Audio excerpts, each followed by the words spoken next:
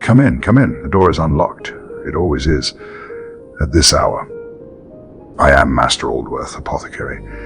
These premises have been mine for 40 years, and before me, they belong to another. And before him, to another. Old shops accumulate things, jars, dust. The smell of dried roots and long evenings, and knowledge, mostly knowledge. Tonight, I want to tell you about something on the third shelf, third from the left, near the window, a small jar. Brown ceramic, unremarkable label. It says simply, Dandelion. You have almost certainly walked past this plant today, without noticing, without thinking. Perhaps you pulled one from your garden this very morning and threw it away without a second thought. Most people do, but this jar has been in apothecary shops like this one for longer than any of the empires you have studied, longer than the printed word, longer than most things humans have made and called important. 30 million years is a long time to be ignored. Tonight, we shall give the dandelion the attention it has always deserved. We shall trace it from the ancient lake beds of Eurasia to the physic gardens of medieval monks. From Egyptian physicians to Arabian scholars, from Celtic solstice fires to London apothecary counters, from root wines and honey pastes to divination smoke and midsummer rituals. We shall learn what every part of this plant does, and why it has been trusted across every culture that encountered it, without exception, without interruption, for thousands of years. This is not a short story. I am an old man and I do not rush. But then, you did not come to this shop for something rushed. You came because it is late, and the evening is quiet, and something in you wanted to slow down. That is the right instinct. The shop rewards slowing down. Settle in then. Find your comfortable position. The fire is warm. The rain, if there is rain where you are, is doing its proper work outside the window. We have hours ahead of us, and a plant of considerable patience waiting to be understood. Before we begin in earnest, I would ask one small favor. If you find yourself glad you stepped into the shop tonight, tell someone. A like, as they call it, a subscription to the channel. These things are how other tired souls find their way here. One quiet recommendation passed along, like a recipe copied into a notebook, like a remedy shared between neighbors. And I am genuinely curious. Leave a word in the comments when you are able. Tell me where you have traveled from to reach this shop tonight. What city, what country, what corner of the world finds itself awake at this hour or settling towards sleep. I read everyone. It has become, over time, one of my favorite things about keeping this shop open. Someone in Kyoto at sunrise, someone in Sao Paulo in the afternoon, someone in Edinburgh with the rain doing exactly what Edinburgh rain does. All of us gathered here around this small brown jar on the third shelf. That is a remarkable thing when you consider it. Now then, let us begin. The dandelion evolved approximately 30 million years ago in Eurasia, which is, as I said, a very long time to be overlooked.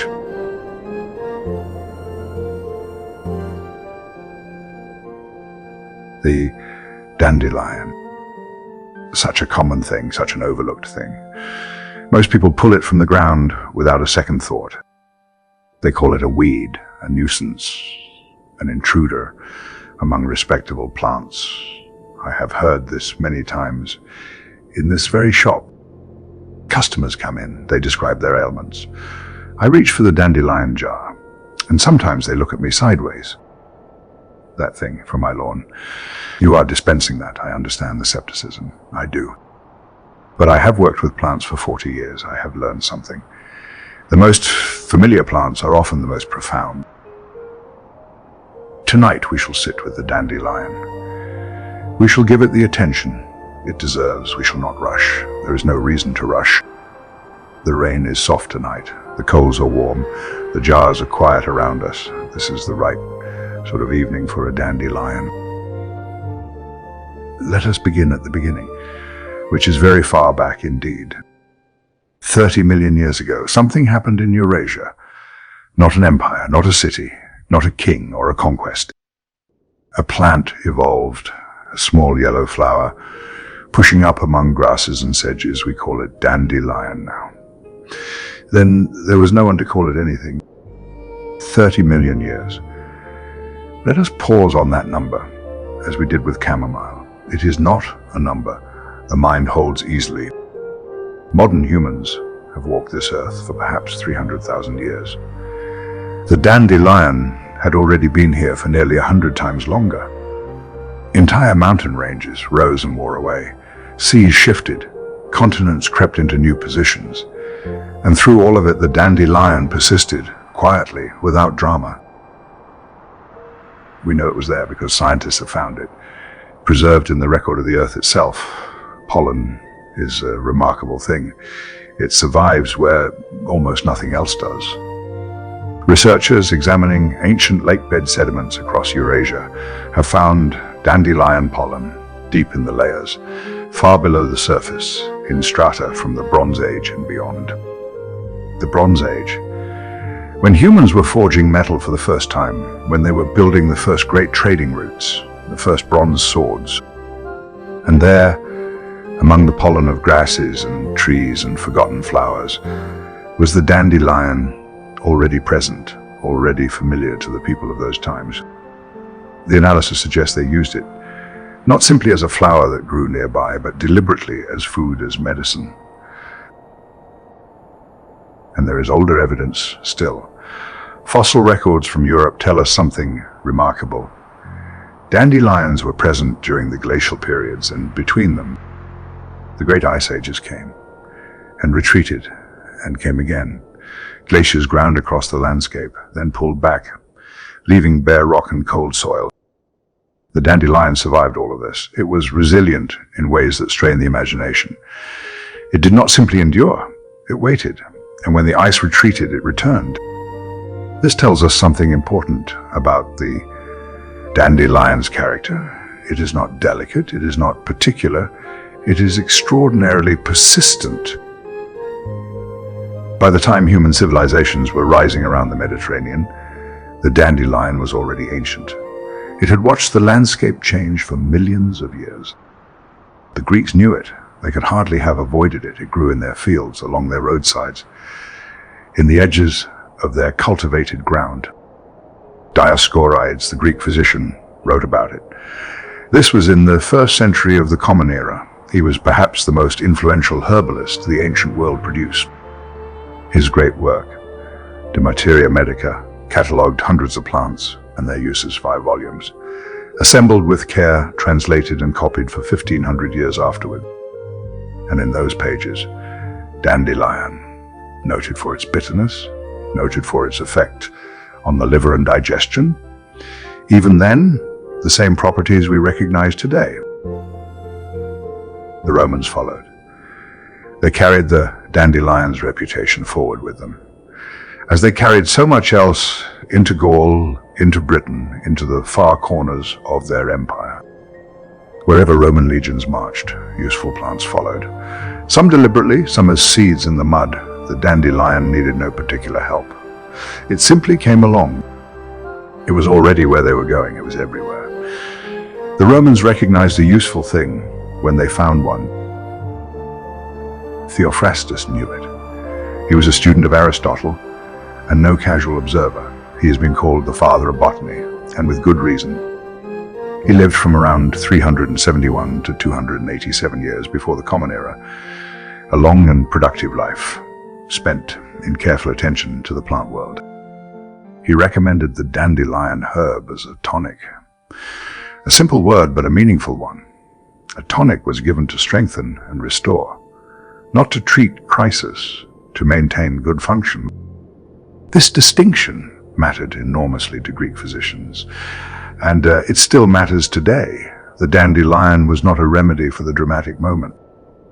It was for the slow, quiet work of keeping the body in order, for the kind of health that does not announce itself, That simply continues. The Greeks were not alone in this recognition. Others arrived at the same conclusion, independently, through observation, through the same careful attention to what worked. Ancient Egyptian physicians knew the dandelion among the oldest cultures to leave us written records. Dandelion leaf and root appear in their general materia medica, their treasury of healing knowledge. They used it alongside other bitter greens for internal cleansing, for nourishment. The Egyptians understood, as all ancient physicians did, that bitterness had purpose. Bitter plants stimulate the liver. They encourage the flow of bile. They wake the digestion from its sluggishness. This is not merely folk belief. It is physiology. They understood it without our vocabulary for it, without the Latin names, without the chemistry. But the understanding was real, and the results confirmed it, generation after generation. The Hittites also, that ancient people of Anatolia, whose empire rose and fell long before Rome. Their medical papyri reference dandelion relatives used as bitter liver tonics, given specifically to counter seasonal fevers and the heavy lethargy that follows long cold months. The body, in their understanding, needed rousing in spring, needed bitter things to move again. This instinct appears again and again across ancient cultures. Spring bitters cleansing greens, the dandelion flowering precisely in spring, offered itself at exactly the right moment.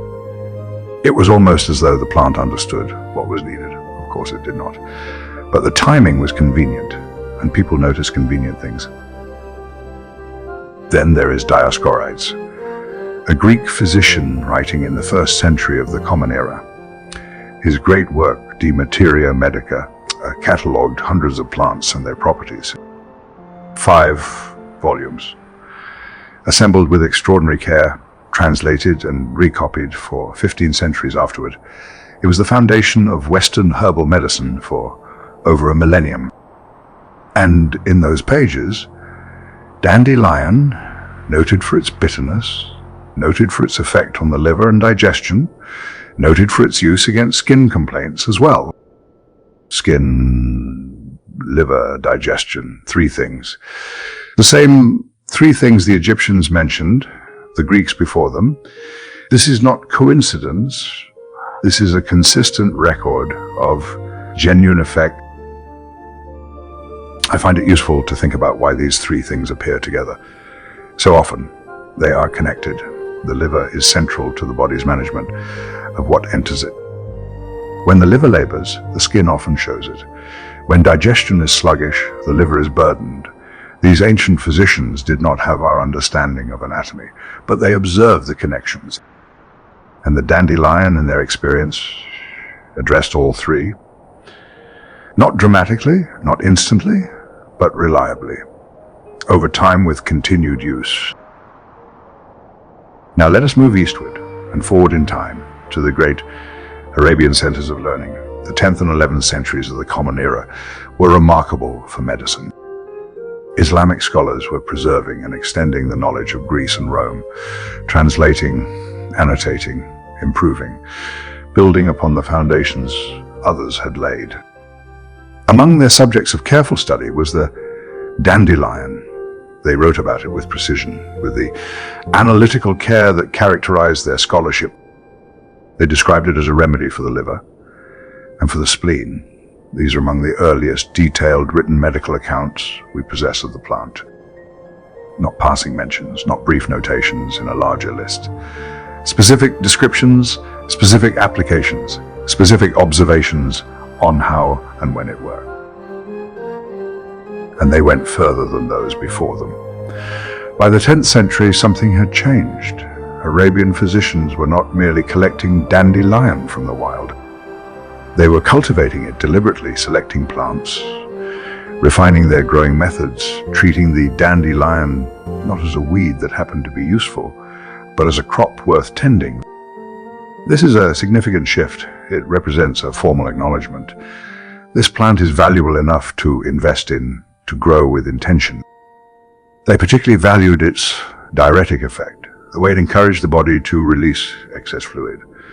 This property was observed, documented, and built into their medical practice. Not as a curiosity, as a reliable tool, a known quantity with a known result, one that could be prescribed with confidence and expected to perform. From Greece and Egypt and Anatolia to the great libraries of Baghdad and Cordoba, the dandelion traveled in the pages of books as it traveled in the soil beneath every footstep. Everywhere it arrived, it was received as a known thing, something already understood. Not a discovery, a confirmation. I think about this sometimes. Standing behind this counter in the quiet evening, how many hands have prepared this same plant in how many different centuries? Reaching into a jar or a basket, or simply pulling fresh leaves from the ground, offering the plant to someone who needed it, with the same quiet confidence. The words would have been different: Arabic, Latin, Greek, ancient Egyptian. The gesture was the same. The dandelion earned that confidence slowly, over thousands of years of proving itself, to anyone willing to set aside the assumption that common things cannot be extraordinary. It asked only for attention, for the willingness to look carefully at something overlooked. Those who looked found something worth keeping, and so they kept it, passed it forward, from scholar to scholar, from healer to healer, from the ancient world, into the medieval one and beyond. The Persian physicians did not lag behind. They were part of the same golden age of Islamic learning, but they brought their own tradition to the dandelion, their own framework of understanding.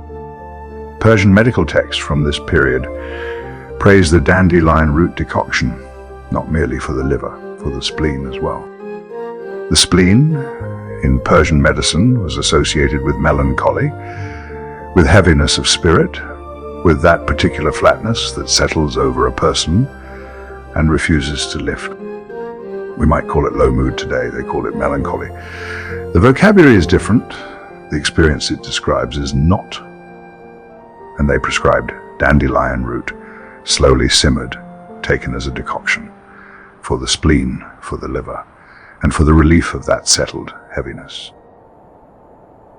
I find this interesting, not merely as a historical curiosity, but because it suggests the dandelion was understood to work on the whole person, not just on a single organ in isolation, but on the relationship between body and mood, between what is happening in the liver and spleen, and how a person feels in themselves. This is not so strange to us now. We know the gut and liver influence the mind. We have different words for it, but the connection is the same one they observed. Now let us move further east, to China, where the dandelion has an equally long and equally careful history.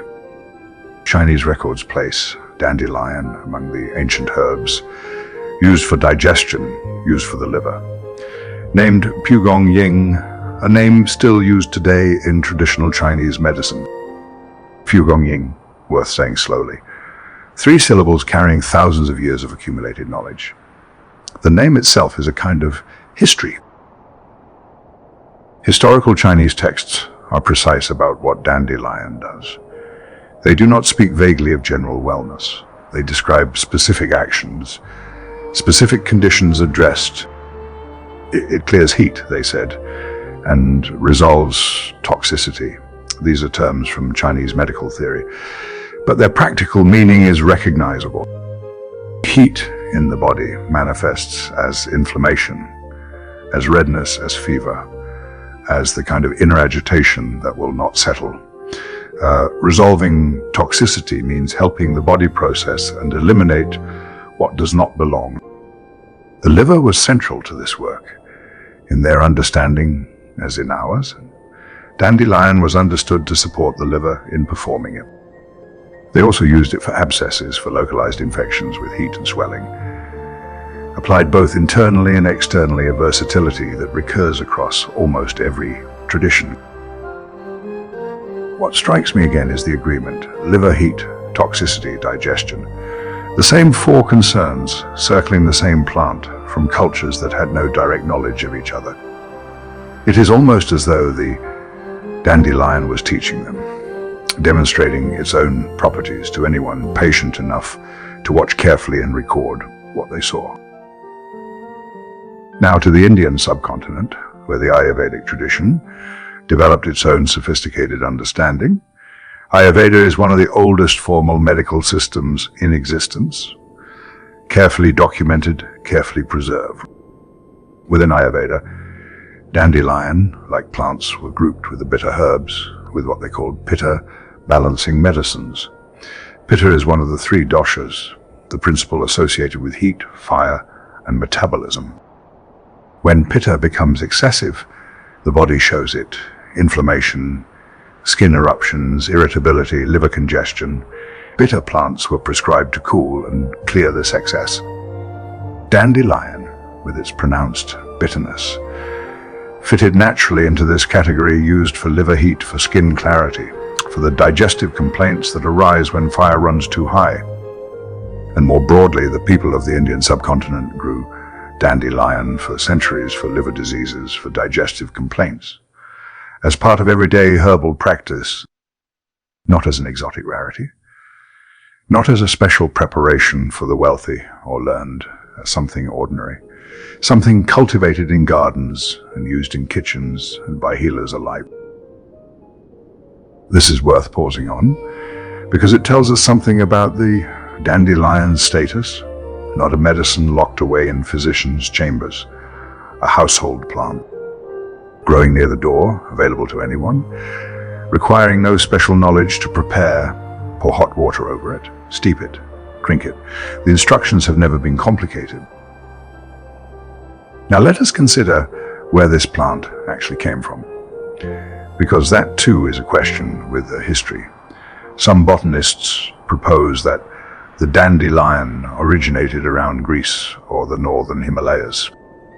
These are not mutually exclusive suggestions. The genus Taraxacum is large and ancient. Different species may have originated in different places. The boundaries are not clean. What is clear is that from those origins, the dandelion spread across temperate Europe, across Asia Minor, following the same routes that humans followed. Trading routes, migration routes, pilgrimage routes. It thrives in disturbed soil, in ground that has been turned and worked and altered by human activity. Wherever people settled, they created exactly the conditions dandelion prefers. And so it followed us, or perhaps it was already there, waiting for us to disturb the soil. The relationship between the dandelion and human settlement is very old. Taraxacum officinale is native to Europe and Asia. That much is agreed. But then something interesting happened. It crossed an ocean. It was brought to North America deliberately by the early European settlers, not by accident, not as a stowaway in cargo, but intentionally as a food crop. They knew its value. They had grown up with it. They could not imagine a garden without it. And so they packed it along with their other essentials and brought it to a new world. They planted it in their kitchen gardens, ate the leaves in spring salads, brewed the roots as a tonic tea, used it as they had always used it. Because they had always used it, and then a remarkable thing happened. It escaped those kitchen gardens. It found the disturbed soil of the new continent very much to its liking. It spread and spread and spread until eventually it was everywhere, in every field, every lawn, every roadside. And the people who had brought it as a treasured food plant began to call it a weed. The irony of that is not lost on me. They carried it across an ocean because they valued it, then forgot why they had valued it, and began pulling it from the ground with irritation, barely a few generations later. Memory is a fragile thing. Even for plants, we have known for 30 million years.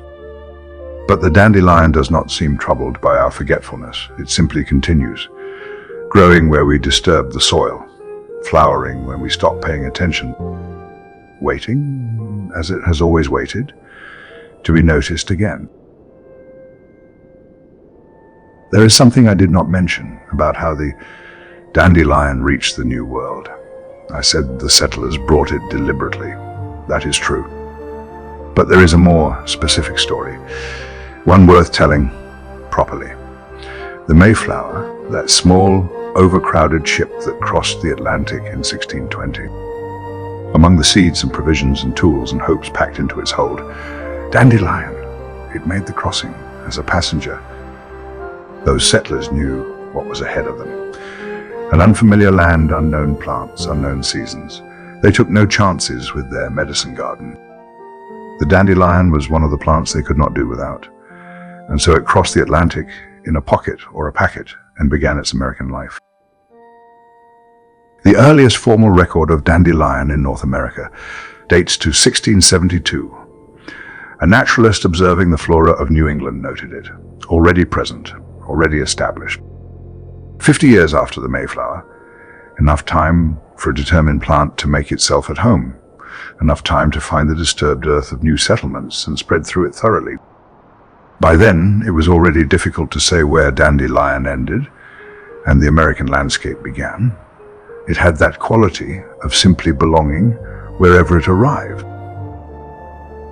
And then something remarkable happened, something that speaks well of human curiosity and adaptability. The indigenous peoples of North America encountered this new plant, and they paid attention. The Cree, the Apache, the Mohican, others, peoples with their own long traditions of botanical knowledge, their own careful relationships with plants. They observed the dandelion, they tested it, they incorporated it. Not because European settlers told them to, but because they recognized something useful. This matters. These were not people who adopted plants casually or without discernment. They had sophisticated botanical traditions of their own, developed over many generations. When they chose to integrate a new plant into those traditions, it was because it demonstrated value, and the dandelion demonstrated value clearly enough to earn a place. They used the root tea for digestion, for kidney support, for general vitality, the same 3 applications that appeared in China, in Arabia. Peoples separated by oceans and centuries, arriving at identical conclusions, through observation, through experience, through the same careful attention to what the body needed. There is something deeply reassuring in this. It suggests the dandelion's properties are not imagined, not the product of tradition alone, or of believing what one has been told. When a plant is useful, people find that out independently, repeatedly, across cultures that could not have compared notes. And the settlers themselves continue to value it greatly, perhaps more than we might expect. There are accounts of early American homesteaders carrying dandelion seeds with them, not just on the first crossing, but onward, as they moved further into the continent, seeds in pockets, seeds tucked into the folds of traveling bags. Wherever they established a new homestead, they planted dandelion, as a portable salad plant, as a portable medicine, both at once. This dual nature is one of the dandelion's most distinctive qualities. It has never insisted on being either food or medicine. It is simply both. You eat it in spring because it is there and is nourishing. And in doing so, you also support your liver and sharpen your digestion. The boundary between nourishment and medicine with the dandelion has always been comfortably blurred. The plant does not observe that distinction. Neither did the people who relied on it.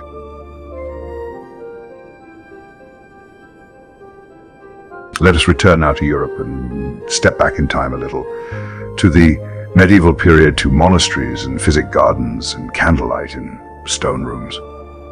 The monasteries of medieval Europe were remarkable places, not only for prayer and scholarship, but for medicine, for the careful cultivation of healing plants.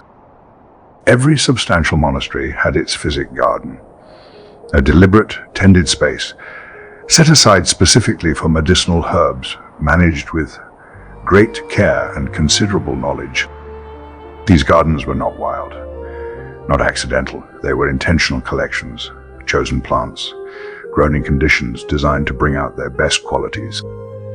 And the dandelion was there, not as an intruder, not tolerated despite its weed-like habits, but deliberately cultivated, chosen, given its row. The monks understood its value as a spring tonic, as a diuretic.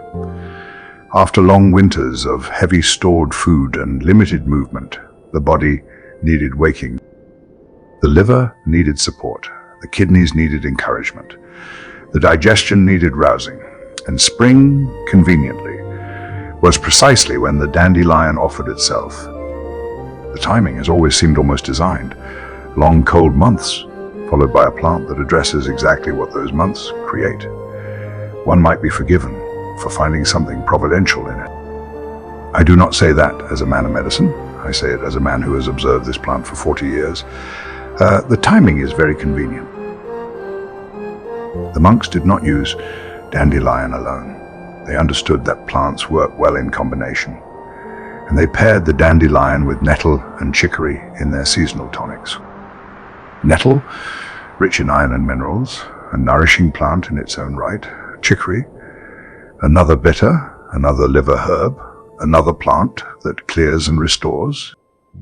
Together, these three formed a spring restorative of considerable effectiveness. Bitter, mineral, rich, diuretic, addressing the sluggishness of winter from several directions at once.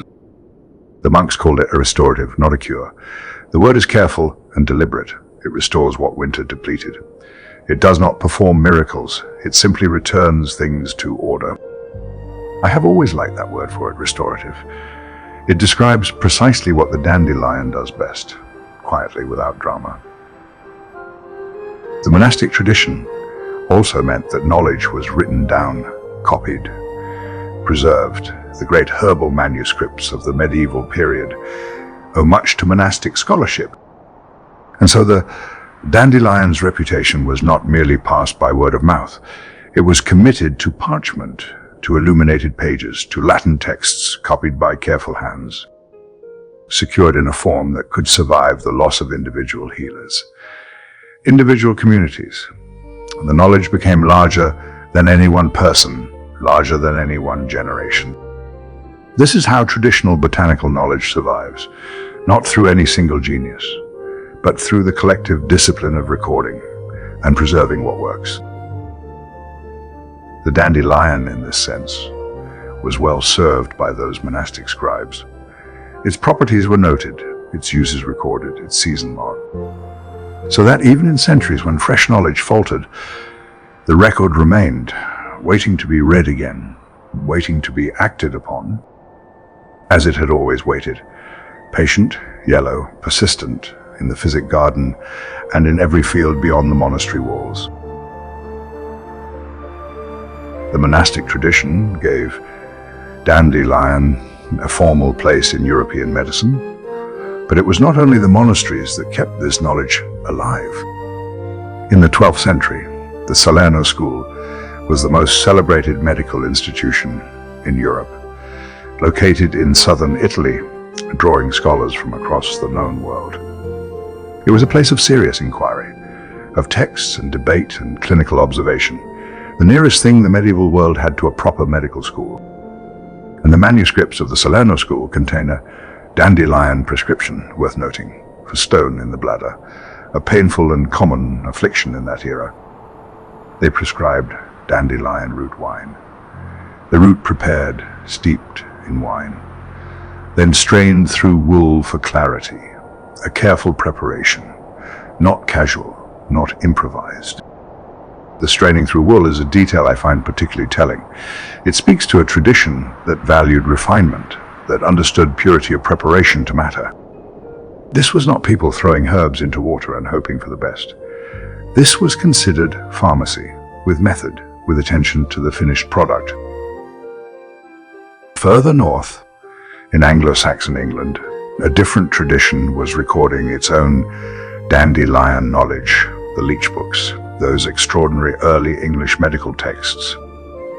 Leech, in the Anglo-Saxon sense, meant physician, a healer, a person of skill. The leech books were their working manuals, practical guides to the treatment of everyday suffering. In these texts, dandelion root decoctions appear alongside fennel, prescribed for what they called elf shot. Elf shot. A term that sounds fantastical to modern ears, but the condition it described was real enough. Sudden, sharp, inexplicable pains shooting through the body without apparent cause. We might recognize these today as rheumatic complaints. Neuralgic pain, the kind that arrives without warning. The Anglo-Saxons gave it a poetic name. But they treated it with practical herbs. Dandelion root and fennel together, warming and bitter in combination, for pain that moves and settles and refuses easy explanation. I appreciate this pairing. Fennel is a warming carminative. It moves stagnation. Dandelion root clears and supports the liver, which in traditional medicine was understood to influence joint and muscle health. Taken together, they address the condition from two directions at once, as the best herbal thinking has always tried to do.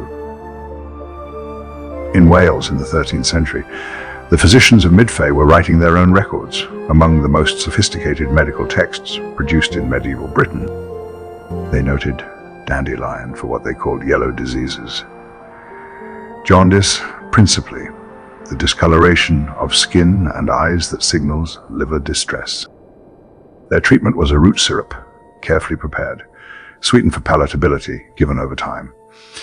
Not as a single dramatic dose, but as a sustained course. This is sound thinking. The liver does not respond to urgency. It responds to steady, consistent support over days and weeks. The Welsh physicians understood this. Their prescriptions reflect patience, a willingness to work with the body's own pace rather than against it. Now, the Renaissance, and a figure who divides opinion to this day, Paracelsus, Swiss physician, alchemist, and controversialist of the 16th century. He overturned much of what had come before, challenged the old authorities, insisted on direct observation over received wisdom, a radical position at the time. And he was fascinated by the dandelion. He lauded what he called its golden signature, the idea that the plant's very appearance declared its purpose. This was the doctrine of signatures, a concept that Paracelsus made famous, though he did not invent it. The belief that plants carry visible signs of their intended use. Look at the dandelion. The flower is a deep, saturated yellow. The sap that runs from a broken stem is milky white, but tinged, slightly colored, and bile, the substance produced by the liver and associated with jaundice, is also yellow in the doctrine of signatures. This correspondence was not coincidence, it was instruction. The plant was showing you what it treated. Its golden color was a declaration. Here, it was saying, this is where I work. Paracelsus described the root as transmuting bile poisons into vital humors. The language is alchemical. Deliberately so. He was a man who moved between chemistry and medicine. But beneath the alchemical vocabulary was a genuine observation. The dandelion root does support the liver in managing bile. The ancients had said so. He was saying it again. Now, we should be careful here. The doctrine of signatures is not science. A plant's color does not reliably indicate its medicinal properties. There are yellow plants that have nothing to do with the liver. There are excellent liver herbs that are green or brown or unremarkable in every visible way. But in the case of the dandelion, the doctrine happened to point in the right direction. Whether by coincidence or by some deeper pattern, the yellow flower did treat the yellow disease. And so the doctrine, imperfect as a general rule, gave people a reason to reach for the dandelion, which was, in this instance, the right thing to reach for. In Central and Eastern Europe, this thinking took practical and specific forms. The dandelion's white latex, pressed from a broken stem, was rubbed onto the skin, onto the face, onto patches of discoloration in cases of jaundice. Where the skin takes on that unmistakable yellow cast, the logic was direct, like treats, and root infusions were drunk regularly as part of a sustained treatment for jaundice and liver complaint. This was folk practice, continuous with the monastic tradition and the learned physicians alike. It did not distinguish between the high medicine of Salerno and the village healer's kitchen. The dandelion moved through both worlds with equal ease. That is one of its underappreciated qualities. It has never belonged exclusively to the learned. It was never locked behind a physician's door or available only to those who could pay. It grew in the field. It grew in the garden. It grew at the edge of the path. Anyone could pick it. Anyone could prepare it. Anyone could benefit from it. The great equalizer of the hedgerow, as available to the poorest farmer as to the wealthiest merchant. This, too, is part of its long history, and not the least remarkable part. The older herbals had a word for certain constitutions, bilious. It described a person who suffered from excess bile, from liver sluggishness, from that particular combination of complaints. A yellowish complexion, digestive heaviness, a tendency toward irritability, the sense that something in the body was not moving as it ought. We do not use the word bilious much anymore, but the condition it described is still recognizable, still common, still presenting in this shop, though people reach for different words to describe it. For bilious constitutions, the old herbals reached for bitters. This was consistent, universal almost, and at the head of the bitter remedies, reliably were chicory and dandelion. They were classified together, paired in the literature, recommended in similar contexts, both deeply bitter, both associated with the liver, both diuretic. Chicory was perhaps the more fashionable of the two, grown in formal gardens, cultivated with care. Dandelion was its humbler companion, less celebrated, equally effective. The older texts are quite specific about what these plants did for the bilious patient. They moved what was stagnant, they cleared what was congested, they restored what had thickened and slowed. And in the European herbal tradition, dandelion root tea had acquired a particular reputation. They called it a nutritional diuretic. Diuretics encourage the kidneys to release fluid. This is a recognized and useful action. But many diuretics also deplete the body of minerals as they work. They flush indiscriminately. The dandelion was observed to be different. It encouraged fluid release, yes, but it also nourished. It replaced what it moved. The root is rich in potassium, among other minerals, and potassium is precisely what most diuretics deplete. So the dandelion gave back, as it cleared, a quality the old herbalists noticed and valued. They could not have known about potassium. That knowledge came centuries later, but they observed the effect. The patient was not weakened by taking dandelion as they might be by other diuretics. They remained nourished, sustained. The kidney was gently flushed, and the body was simultaneously fed, nutritional diuretic. The phrase is accurate, more accurate, perhaps, than those who coined it knew. The tradition of using dandelion after excess was equally well established. After rich feasts, after periods of heavy eating and drinking, practitioners recommended dandelion root infusions as a kind of recovery, a restoration of order, what they called spring cleaning for the blood and liver. The image of spring cleaning is apt. It is not an emergency intervention.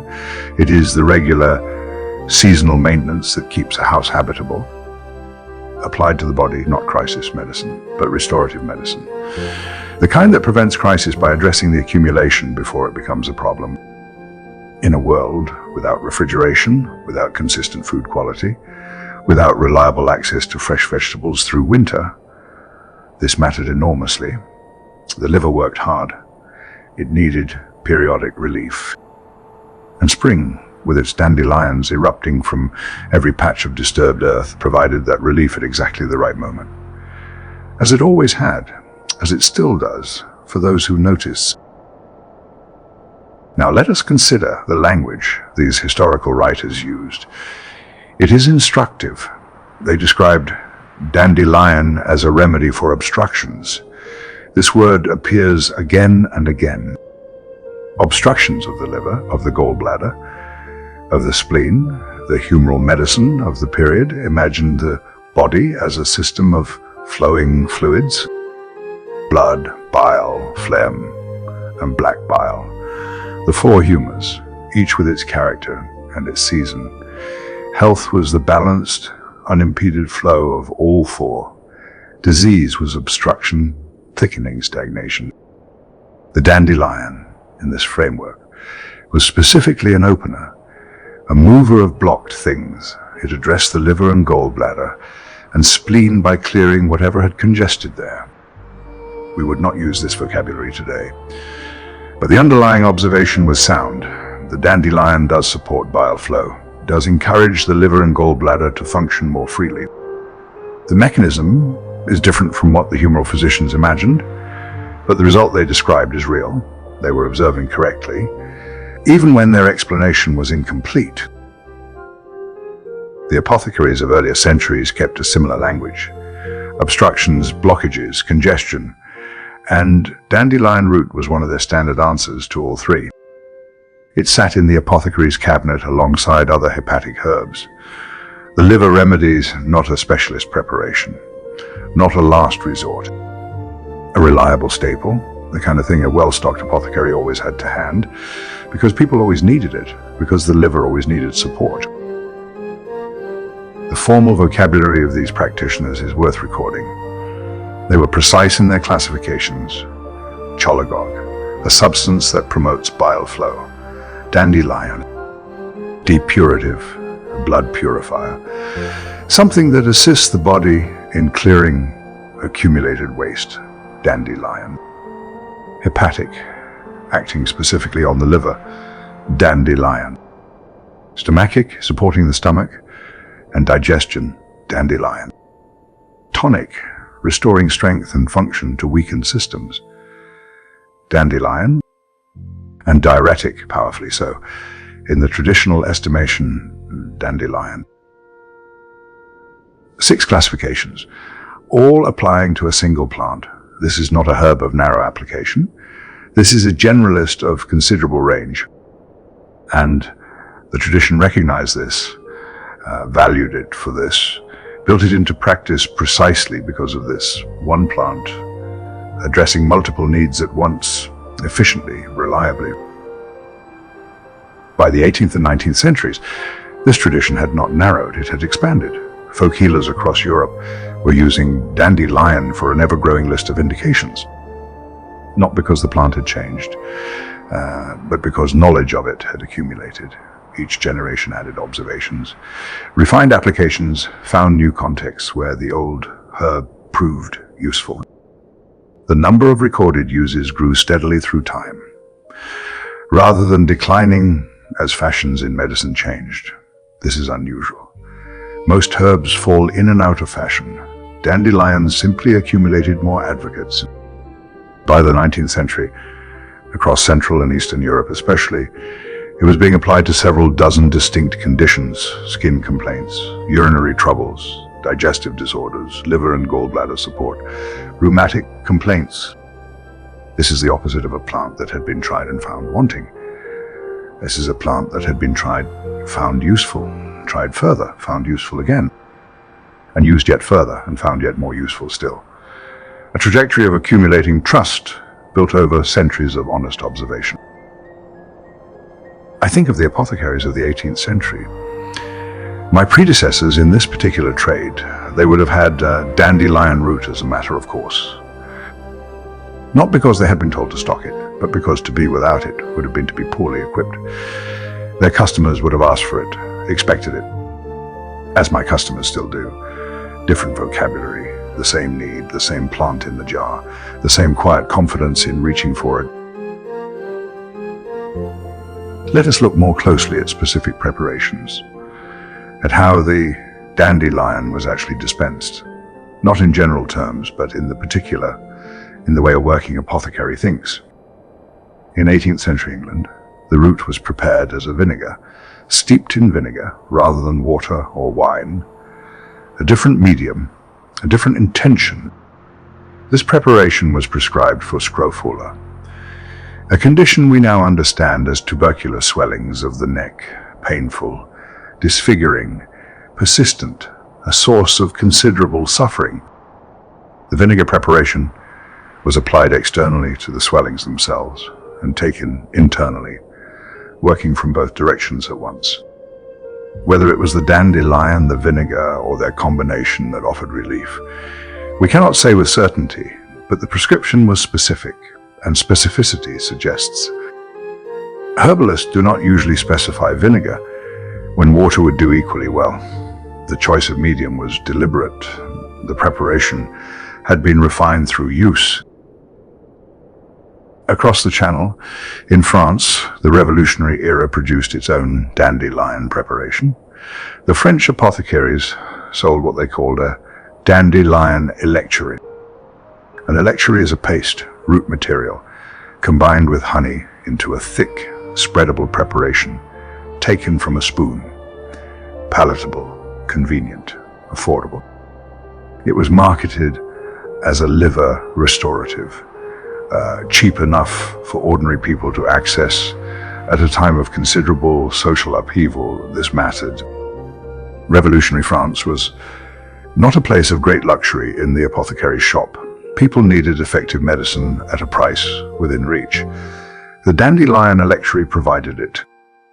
Honey as a vehicle for herbal medicine is an old choice. It preserves, it soothes, it makes bitter things bearable, and the dandelion root, unmistakably bitter, benefited from the partnership.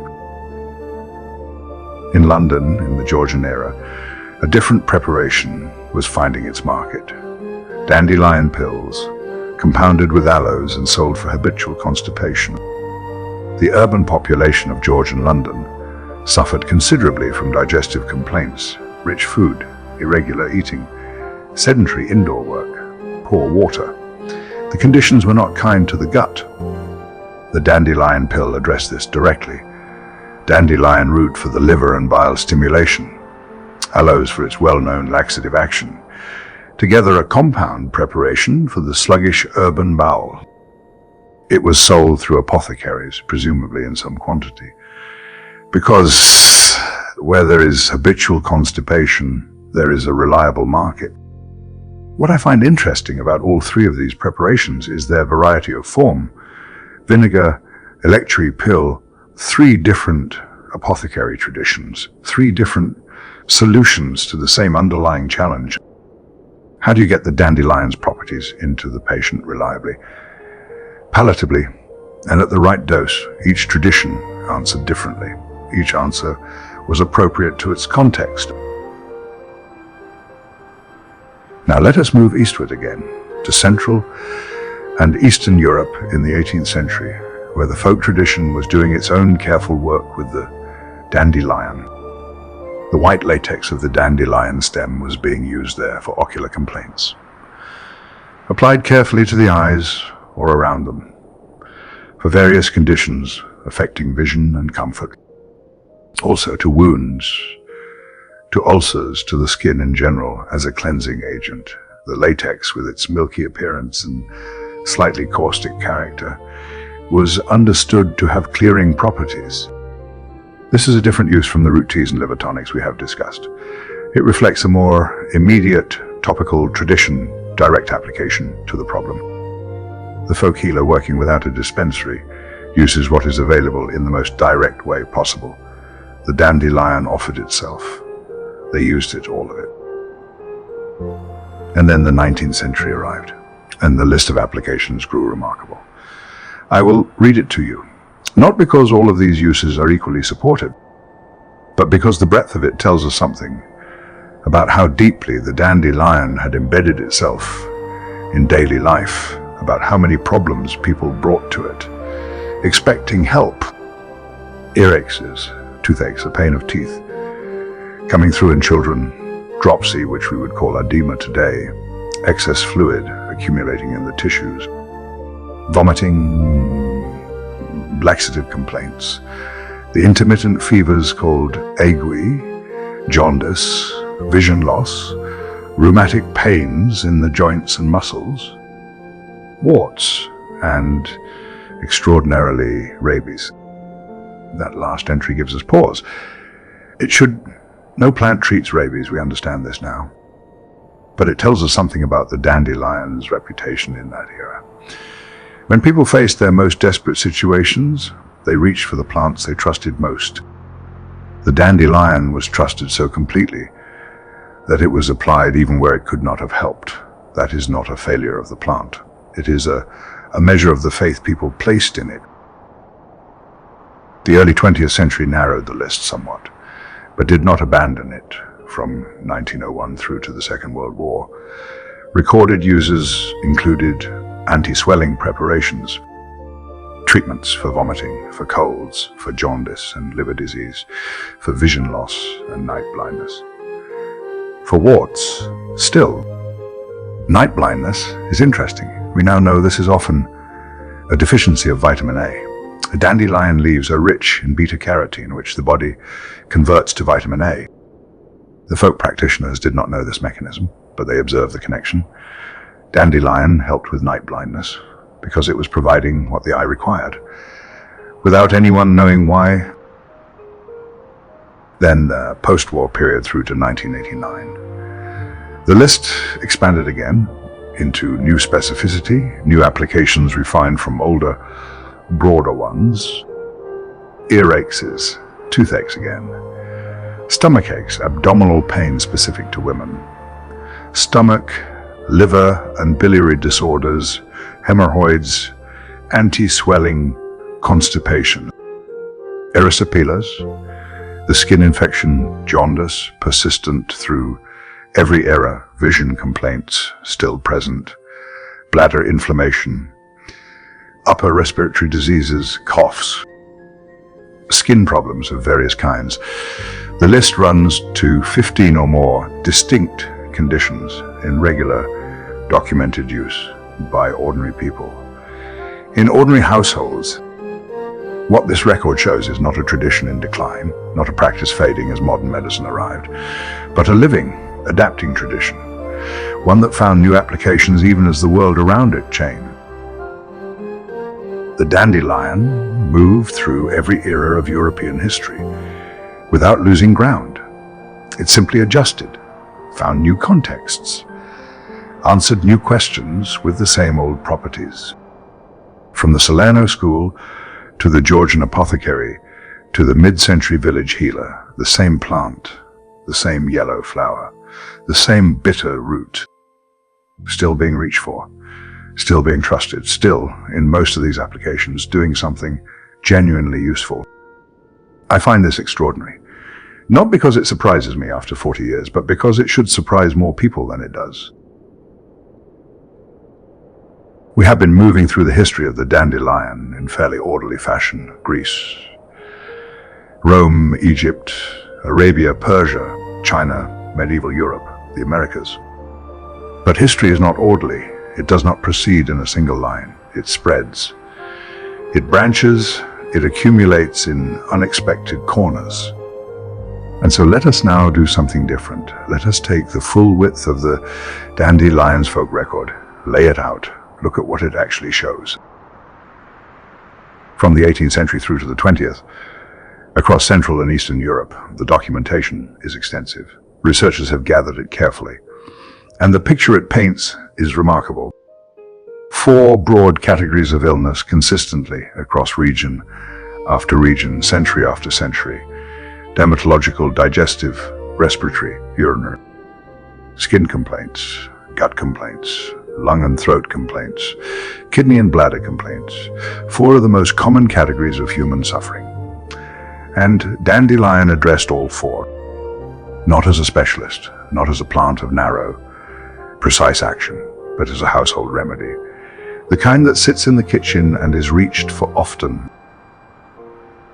Within those 4 categories, the specific conditions are numerous. Let me walk through them, not in haste, but steadily. Earache, a complaint of such ordinary misery, the kind that wakes children at night, that makes adults irritable and distracted, that demands attention. Dandelion preparations were applied for earache. Warm, often combined with oil, soothing the inflammation, bringing relief to a small, inaccessible place. Toothache, another of those unremarkable sufferings that are, when you have them, entirely consuming. Dandelion again applied as a poultice or decoction to the affected area, and for tooth eruption in children, that difficult period when new teeth press through tender gums. The plant applied topically to ease what cannot be prevented but can be soothed.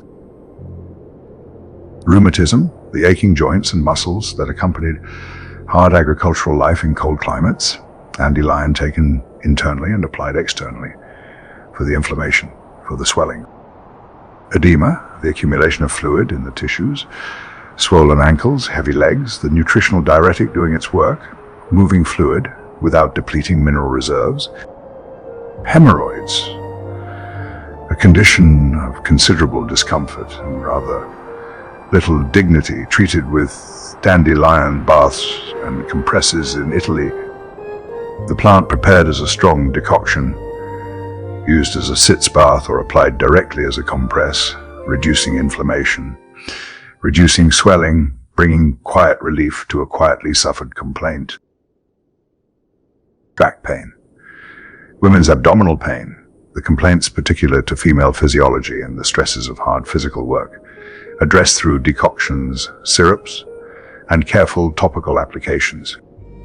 These were not exotic preparations, not things requiring specialist knowledge. They were household practice, passed from mother to daughter, from village healer to patient, knowledge held in hands, in kitchens, in the small, practical wisdom of people who had to manage with what grew nearby. The eye complaints we noted before deserve further attention here. Vision loss, night blindness. Conditions linked by healers to what they called liver weakness. This connection, liver and eyes, appears in multiple traditions. Chinese medicine makes the same link explicitly. The liver meridian in Chinese theory is said to open into the eyes. Folk healers in Central Europe arrived at the same association through observation, not through theory. They saw that when the liver was supported, certain eye complaints improved. And we now understand one reason why the liver processes and stores vitamin A. Vitamin A is essential to the retina, to vision in low light especially. Dandelion, rich in beta-carotene, the precursor to vitamin, supported this pathway. The healers did not know the mechanism. They knew the outcome, which was the part that mattered. The topical uses were equally varied and deserve their own attention. The white latex of the dandelion stem was remarkably versatile in folk practice. Applied to warts, this use appears across multiple cultures and continues in folk tradition to this day. The latex is mildly caustic. It does something to the tissue of the wart, something the skin around it tolerates better. Applied also to freckles, to what all texts call black spots, to patches of uneven pigmentation. With what success, I cannot say with certainty. But the application was consistent enough to be recorded repeatedly to areas of hair loss, rubbed into the scalp in the hope of stimulating what had ceased to grow. Hope in medicine is not nothing, but this particular application remains unverified. And other skin blemishes of various descriptions, the latex is a general topical corrective available free of charge from the nearest patch of lawn or field. In Russia, the folk healers developed a preparation I find particularly inventive. They burned dried dandelion root and used the ash, applied topically to burns, to draw out, as they described it, the fire poisons, the ash of a plant known for its cooling and clearing properties, applied to a wound caused by heat. There is a logic to it. Ash has mild alkaline properties. It may have buffered the acidity of damaged tissue, and the act of careful application, of attending to the wound, was itself therapeutic. In 19th century Appalachia, the dandelion root appeared in a very specific context, poultices for what was called milk leg, postpartum leg swelling in new mothers. We would recognize this today as deep vein thrombosis or severe edema following childbirth. A serious condition, one that caused genuine suffering and sometimes worse. The dandelion poultice was applied to the swollen limb. Its diuretic and anti-inflammatory properties directed locally, in a place and time without hospital care. It was what was available, and it was used with confidence.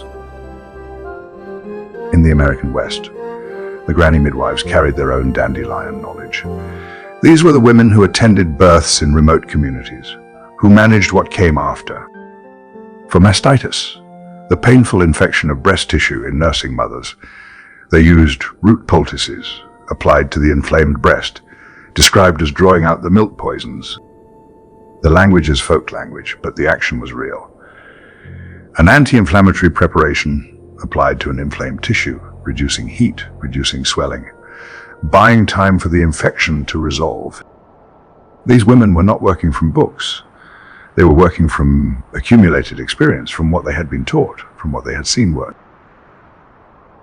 Now to Prussia, and an application that perhaps surprises.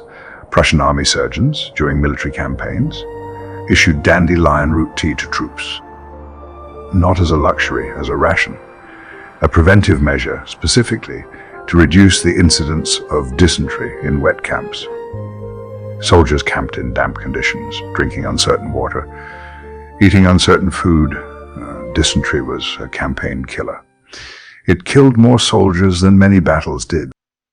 The surgeons believed dandelion root tea offered some protection, and the tea was issued accordingly in a military context where decisions are practical and outcomes are scrutinized. This is significant. Army surgeons did not prescribe remedies out of sentiment. They prescribed what they believed worked, and they believed this worked well enough to ration it on campaign. In Germany, the pharmacopoeias of the 1860s made their own formal record. Root extracts listed for chronic catarrh, for the clearance of bronchial mucus. This respiratory application had been present in the folk record for some time, but pharmacopoeia listing meant formal, professional recognition, not merely folk practice. It meant that trained German pharmacists were expected to stock and dispense dandelion preparations for lung complaints, that it was considered a legitimate part of professional practice. The Ottoman apothecaries had their own distinct tradition. They blended dandelion root with rose and fennel, a combination of some sophistication. Rose, with its cooling, soothing properties, fennel warming and carminative, and dandelion bitter and hepatic, 3 plants with complementary actions. This preparation was specifically for women's monthly complaints. For regulation and comfort, the Ottoman pharmacists were addressing the specific physiology of their female patients with precision and care. This blend reflects something I have always believed about good herbal practice. A single plant is useful, several plants working together, chosen with care, are often more useful still. In Italy and Croatia, the hemorrhoid baths continued. As in Poland, the tradition of dandelion mead, 19th century Polish healers infused. Dandelion root in mead, the fermented honey drink, given as a tonic for weak blood, for fatigue, for the depleted feeling that follows hard winters and hard work. Mead itself is nourishing. Dandelion root adds its bitter, tonifying properties. Together, a preparation that addressed exhaustion from multiple angles. Sweet and bitter, nourishing and restorative, given in small amounts, regularly, as a tonic in the true sense. And in the Iroquois tradition, the dandelion had found its place in fluorescence and leaf decoctions prepared and used for laxative effect. The same application documented in Italy, in Pakistan, in Central Europe, different continents, different centuries, different languages entirely, the same plant, the same observation, the same use. Finally, a Victorian application that I find particularly charming. Victorian doctors recommending roasted dandelion root as a coffee substitute for nursing mothers. The reasoning was sound. Coffee stimulates. It contains caffeine that passes to the infant through milk. Dandelion root roasted until dark and bitter, produces a drink remarkably similar in taste and character. Without the caffeine, without the stimulation, with the liver supportive and mildly tonifying properties of the root instead, a practical solution to a practical problem, and one that required the doctor to know his plants, to understand what dandelion could do, to reach for it not as a default, but as a deliberate, considered choice. I look at this accumulated record, and I feel something I can only call respect, not for any one physician or healer, for the collective intelligence of generations. Each person adding something, a new application, a refinement, a confirmation, building century by century a picture of a plant and what it could do. No single person held all of this knowledge. It was distributed, held in communities, in households and apothecary shops and military campaigns and midwives' bags. And through all of it, the dandelion, yellow, persistent, patient, growing wherever it was needed, being there when it was called upon, asking only that someone notice it and take the time to learn. There is a question that every apothecary must answer for every plant they work with. Not merely what does it do, but how do you get it to do it? The properties of a plant are one matter. The preparation is another entirely, and with the dandelion over the centuries, practitioners developed an extraordinary range of answers. Let us consider the whole plant first, because this is one of the dandelion's particular qualities. Every part of it has been used. Nothing wasted, nothing overlooked. The flowers for wine, the leaves as a vegetable, rich in vitamins, eaten in salads or cooked as greens, the roots for medicine, for decoction, for roasting, for tincture. In most plants, one part dominates the medicinal tradition, the root or the leaf or the flower. The dandelion is used entire, a complete medicine from top to soil. Let us begin with what is perhaps the most surprising of its preparations. The beverage, the drink that is not quite coffee, but has served as one across many centuries. Roasted dandelion root as a coffee substitute. This sounds like a modern invention, a contemporary wellness trend. It is neither. It is old, very old. When coffee beans were costly or scarce or simply unavailable, people looked for alternatives, and the dandelion root, roasted dark and bitter, was among the most satisfying they found. By 1886, the drink was familiar enough to appear in Harper's New Monthly magazine, mentioned in a story, without explanation, without needing explanation. When a writer includes something without explaining it to readers, it is because readers already know it. Dandelion coffee, by 1886, needed no introduction. By 1919, it was being explicitly described in print as a source of cheap coffee, an economical household staple for ordinary families managing ordinary budgets. The preparation is more involved than simply brewing a root. It requires patience and some knowledge. You begin with roots from plants at least 2 years old. Younger roots lack the depth of flavor and the concentration of properties. Harvest the roots, wash them carefully. Then slice them lengthwise, lay the slices in a warm, dry place. A shelf near the fire, a sunny window, somewhere with gentle, consistent warmth. Leave them there for about 2 weeks, until they are thoroughly dry throughout, not merely dry on the surface, dry to the center, dry enough that they snap cleanly. Then the oven, roasted until dark, until the natural sugars in the root have caramelized, until the smell shifts from earthy and green to something warmer, deeper, with hints of chocolate and molasses. This is the point where the dandelion root becomes something else, something that could, in a dim light and a forgiving palate, almost convince you it was coffee. To brew it, take approximately 1 teaspoon of roasted ground root per cup. Steep it in hot water for around 10 minutes. Strain it carefully. What you have is a dark, bitter, warming drink, caffeine-free but satisfying in its own right. Not because it is a perfect imitation, but because it is a good thing on its own terms. People drank it with cream, with sugar, as they would any coffee, sitting down to it in the morning as a ritual, as a comfort, as a start to the day. And unlike coffee, it was also working on the liver, encouraging bile flow, supporting digestion before the day's food arrived to be processed. The morning cup in this tradition was both pleasure and medicine simultaneously. The line between the two, with the dandelion, has never been a firm one. Now let us move through the preparation methods more systematically, because each one extracts something slightly different, serves a slightly different purpose. The decoction first. This is the method for woody material, for roots, where a simple infusion in hot water will not extract what you need. You take the root, dried or fresh, chopped into pieces, place it in cold water. Bring it slowly to a simmer. Let it simmer gently for 20 minutes or more. The prolonged heat and water draw out the deeper constituents, the bitter compounds, the polysaccharides, the inulin that makes up a significant portion of the root's bulk.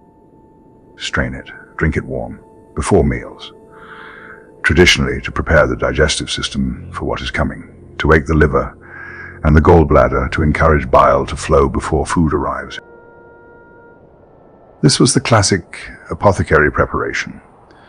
The dandelion root decoction as a liver tonic, used to reduce hepatic inflammation, to relieve congestion in that overworked organ. It was also used in stronger preparation as a hangover remedy. The liver, having spent the night processing alcohol, welcomed the support, though practitioners were careful to note that a very strong decoction could act as a laxative. A useful warning: the dose, as always, shaped the effect. Strong decoctions were given for poisoning as well. Root infusions used to support the body in clearing what it should not have taken in, working with the liver's own function, amplifying it. Then the tincture, the alcohol extract, a more modern preparation in form. Though old in principle, you take fresh root, chopped, fill a jar 2/3 full, cover it entirely with high-proof alcohol, vodka or similar, something without a strong flavor of its own. Seal the jar, place it somewhere dark, leave it for 4 to 6 weeks, shaking it occasionally, turning it, keeping the extraction active. Then strain it through cloth, press the root material firmly to extract every last drop. Bottle the dark liquid, label it carefully. It will keep for years. The alcohol extracts what water cannot. Different compounds, a broader spectrum of the root's chemistry, and it concentrates those compounds into a small, easily dosed preparation. The traditional dosing was modest, around half a teaspoon twice daily for general support. Higher divided doses for specific concerns, skin complaints, liver issues, lymphatic sluggishness. The tincture became the preferred preparation for those wanting sustained, concentrated action. Not a cup of tea to be drunk and forgotten. A deliberate, measured dose, taken consistently. Modern herbalists teach dandelion root tincture as one of the first preparations a beginner should learn, because the plant is safe, accessible, and clearly effective, a forgiving introduction to the craft. And because making it requires a student to engage with the plant directly, to handle the root, to smell it as the alcohol draws out its properties over weeks, to develop, through the making, some relationship with what they are preparing. That relationship, I have always felt, is part of good herbal practice. Now to the oxymel, honey and vinegar, combined as an extracting medium. A preparation with ancient roots, used in classical medicine and continuing through colonial America. The dandelion root oxymel was taken specifically in spring for what they called blood purification, a seasonal practice, the body given a structured period of clearing after winter. Honey brings its own properties, antimicrobial, soothing, nourishing. Vinegar acidifies the preparation, extracts certain compounds differently than water or alcohol. Together, they create a preparation that is simultaneously tonic and cleansing, sweet and sharp, bitter beneath both. Taken by the spoonful, added to water and drunk. Used as a dressing, the oxymel was a flexible preparation, at home in the kitchen as much as the apothecary. The Elizabethan conserve takes us to a different level of culinary sophistication. Dandelion root blended with dates and spices, made specifically for what they call quartan ague. The recurring fevers we now know as malaria relapses. Quartan because the fever returned every fourth day, a predictable, exhausting cycle. The conserve was a sovereign remedy for this. That word, sovereign, was used deliberately. It meant supremely effective, the best available option for that particular condition. Dates bring sweetness and nourishment. Spices add warming, antimicrobial properties. Dandelion root, bitter and hepatic, supporting the liver through the repeated inflammatory assault of recurring fever. This is compound pharmacy.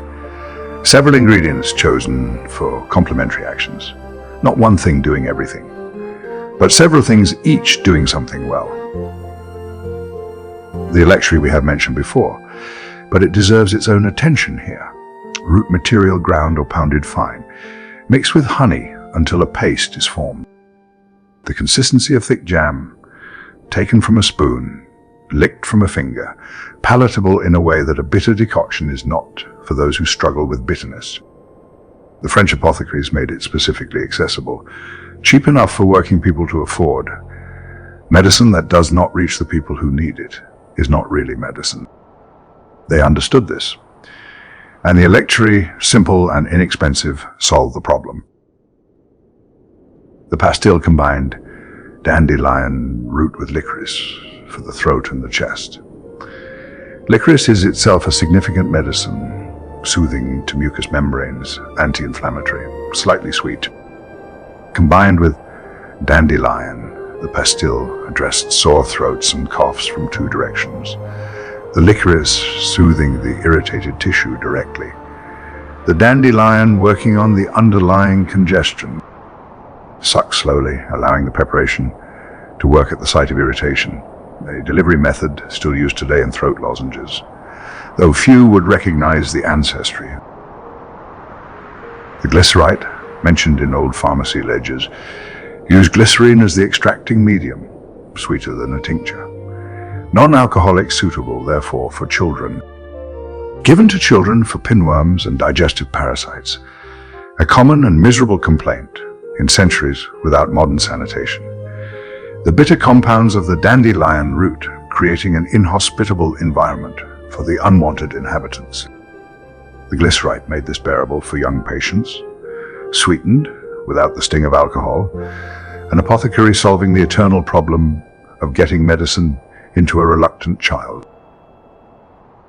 And the wine of dandelion root, not the flower wine of cottage tradition, but the root wine of the apothecary, root material macerated in wine, the alcohol of the wine extracting the bitter compounds, used for the liver, for digestive complaints, for the warming, moving action the combination provided. Wine itself was considered medicinal in the apothecary tradition, a vehicle and a medicine simultaneously. Dandelion root added its properties to the wines. The result was something more than either alone, taken in small glasses before meals, warming the stomach, encouraging the appetite. The pre-meal use is worth dwelling on. It appears across multiple preparations and traditions. Dandelion root taken before food in whatever form to prepare the digestive system for what is coming, to stimulate gastric secretions, to encourage bile into the small intestine, to wake the liver, the aperitif tradition, in its original sense was not merely social. Bitter aperitifs existed because bitter herbs taken before eating genuinely improved digestion. Dandelion root, dried and simmered before the evening meal, was doing this work long before the word aperitif existed. There is also the combination with other bitters. In apothecary formulas, dandelion rarely worked alone.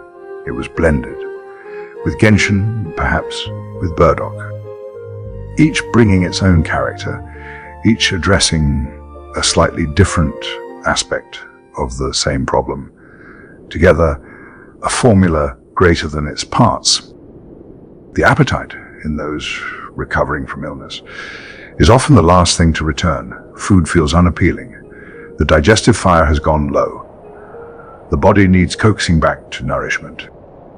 Bitter herbs taken before meals rekindle that appetite. They signal to the body that food is coming, that digestion should prepare itself, that the liver should rouse and do its work. Dandelion root, combined with other bitters, was the standard apothecary answer to this problem in those recovering from winter illness, from fever, from the slow depletion of months of poor food. I keep a preparation something like this myself in this shop, in one of these jars. Root, dried and chopped, blended with a little gentian and burdock, given as a decoction to those who come in after illness, after a difficult winter, after a period when life has demanded too much and the body has quietly struggled to keep pace. The color of the decoction is a deep amber, almost the color of dark honey held to the light. The smell is earthy and slightly sweet, with a clean sharpness of bitter underneath. The taste is assertive.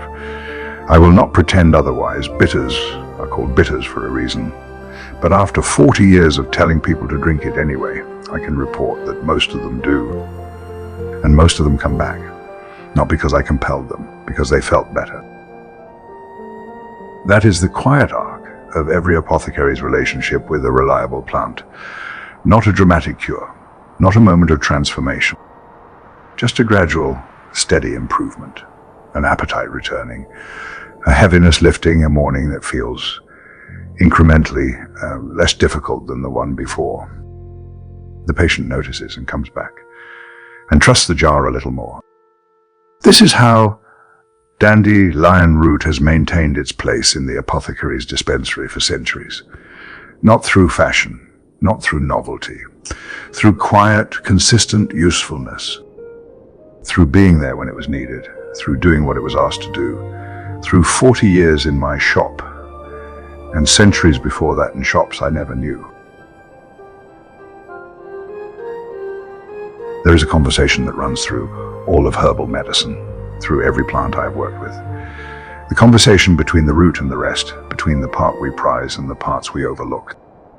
With the dandelion, this conversation is particularly worth having, because the distinctions are real and meaningful. Root and leaf are not interchangeable.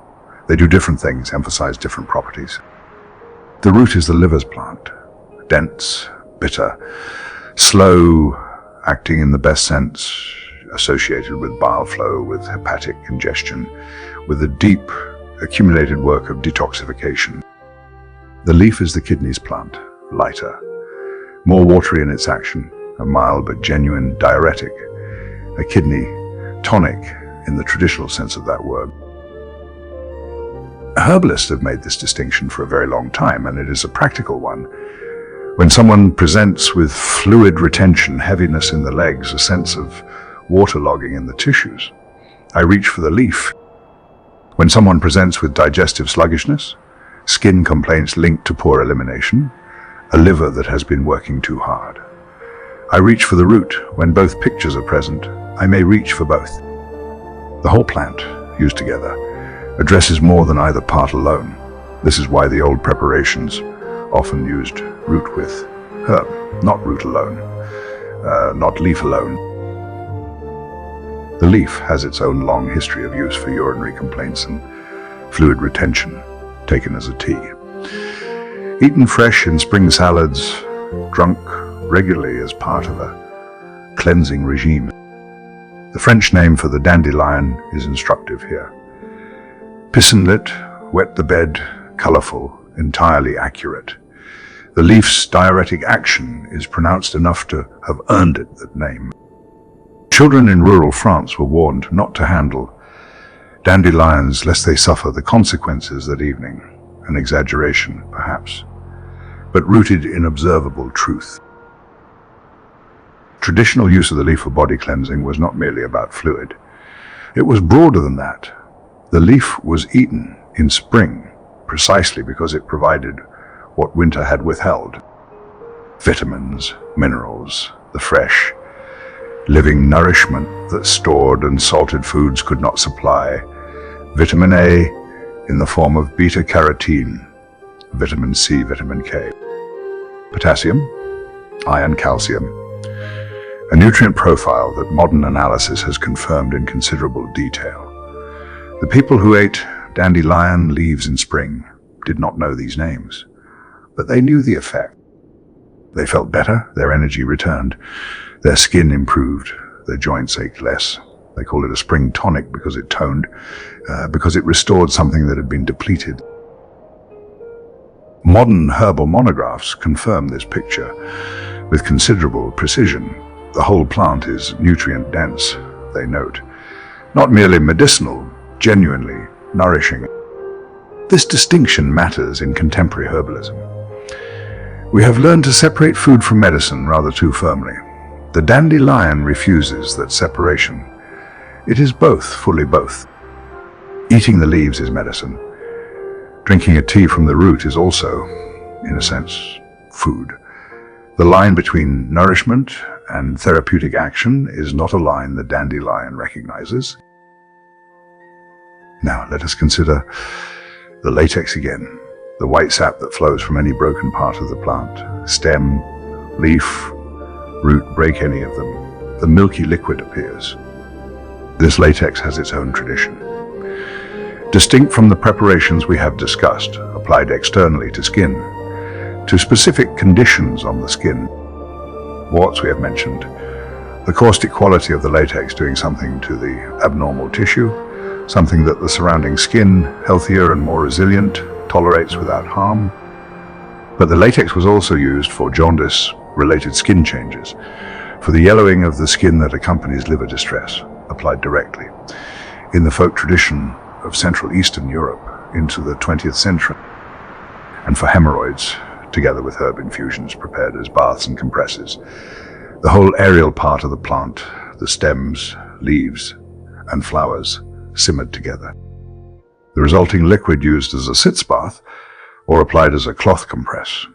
Warm, bringing down inflammation, reducing swelling, bringing relief to a condition of considerable daily misery.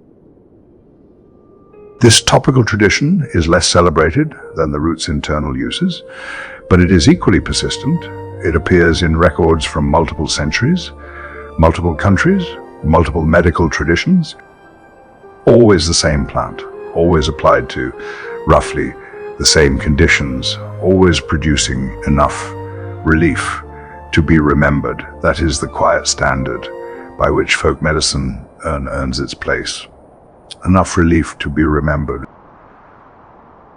Now I want to speak about something that may seem out of place in an apothecary shop. Regulatory documents, the formal assessments of European medical authorities. I raise them because they represent something important. A bridge between tradition and formal recognition, between what has been observed over centuries and what official bodies are willing to acknowledge. The European Medicines Agency has published assessment reports on dandelion, en route with herb preparation specifically. These are careful, rigorous documents written by people whose job is to be skeptical. And what do they conclude? They acknowledge traditional use for mild digestive disorders linked to bile flow. They acknowledge traditional use to stimulate urination and relieve symptoms of fluid retention. They use the word plausible, which in regulatory language is a considered endorsement. Long-standing use, they note, makes these traditional indications plausible, supported by pharmacological data. Pharmacological data on bile flow and diuresis. Let us consider what that means. It means that when scientists have tested dandelion preparations in controlled conditions, they have found effects. The aqueous extract of the herb, the simple water extract of the leaves and stems, shows diuretic action. In animal studies, stronger diuretic action than the root alone. This supports the traditional distinction herbalists have always made. The leaf for the kidney, the root for the liver, laboratory science, in this instance, confirming what observation had already established. And the root's own chemistry is now considerably better understood than it once was. Taraxacum, a compound found in the root, showing anti-inflammatory activity. in preclinical studies. Phenolic compounds showing antioxidant activity, particularly in models of liver injury. The root appears to protect liver cells, to reduce the damage that various insults can cause. The mechanisms are still being mapped, but the direction of the evidence is consistent. The liver protective effects that ancient physicians observed are not imaginary. They have a basis in the root's actual chemistry, a chemistry that modern analysis is only beginning to document fully. Contemporary herbalists work with this knowledge alongside the traditional record.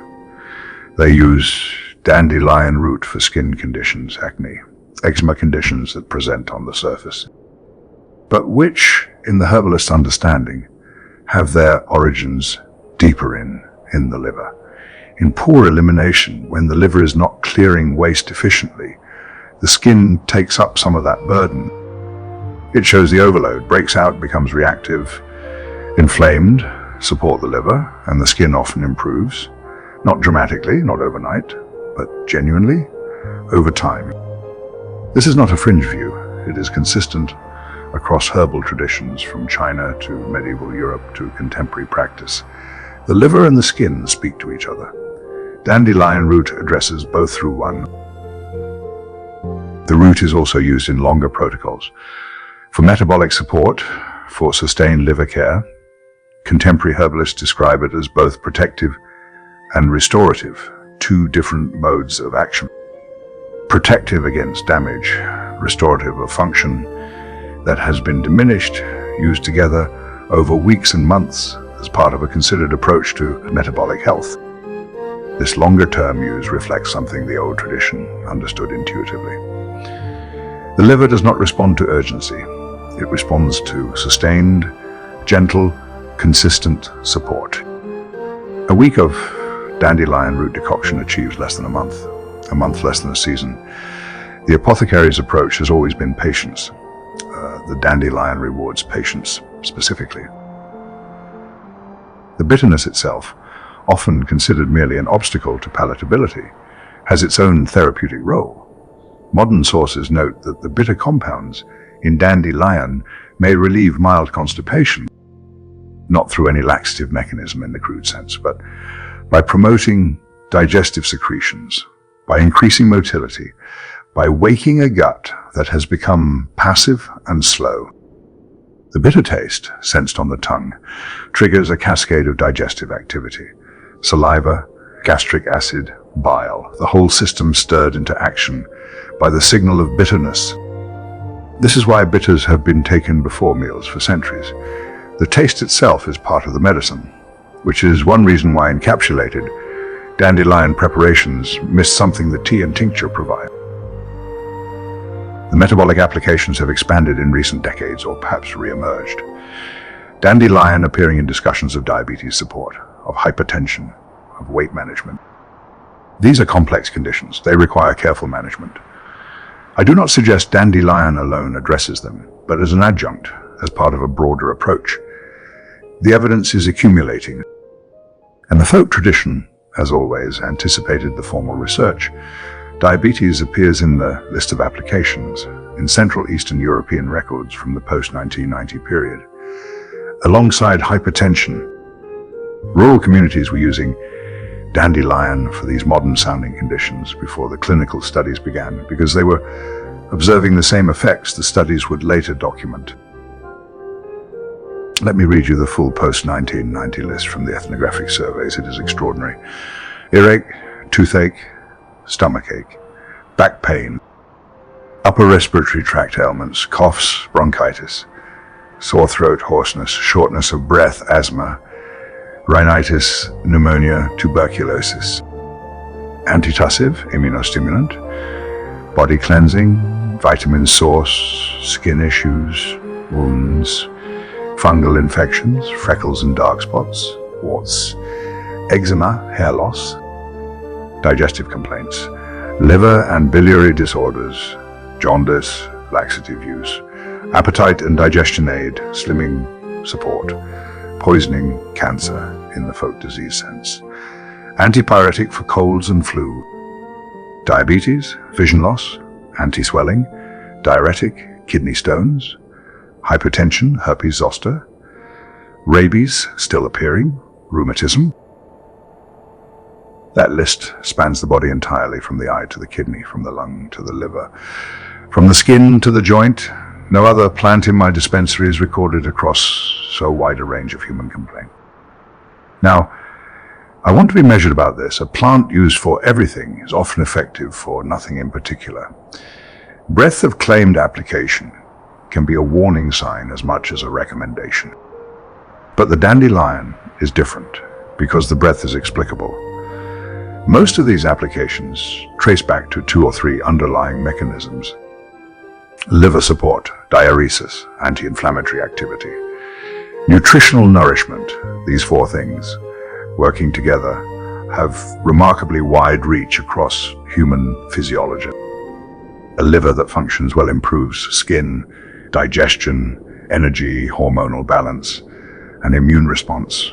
A kidney that clears efficiently reduces fluid retention, blood pressure, and systemic congestion. Anti-inflammatory action touches almost every chronic complaint in the list. And nutritional nourishment supports everything the body is trying to do. The dandelion is not claiming to treat 50 separate conditions through 50 separate actions. It is supporting the body's core systems, and a well-supported body manages its own conditions better. This is the logic underlying the tonic tradition. The restorative tradition, not targeting disease directly, supporting the systems that keep disease at bay. And now a word of caution, because good apothecary practice requires both enthusiasm and restraint.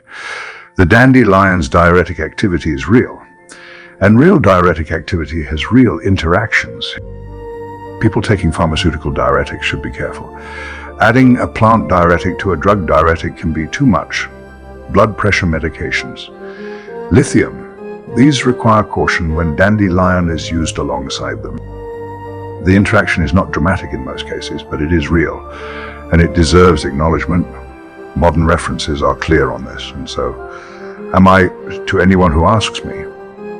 Similarly, bile duct obstruction or severe gallbladder disease, the dandelion's cholagogue action, its stimulation of bile flow, is usually beneficial. In a blocked duct, that same stimulation becomes a problem.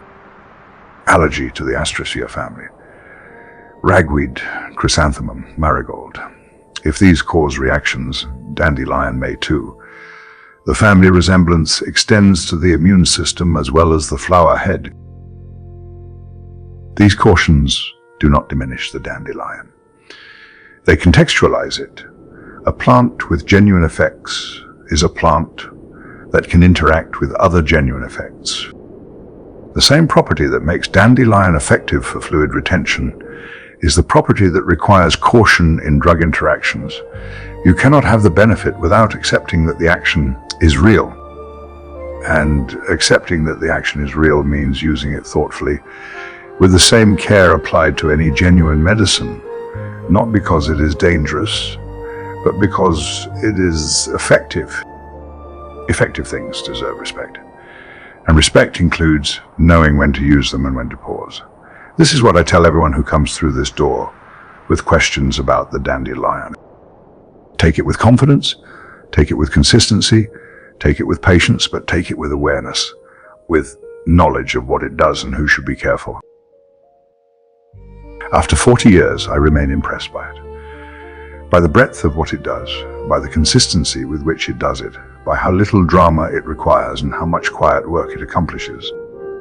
The jar on my shelf, yellow label, dried root, chopped, a smell that is recognizable across rooms, earthy, slightly sweet with that clean, bitter edge beneath.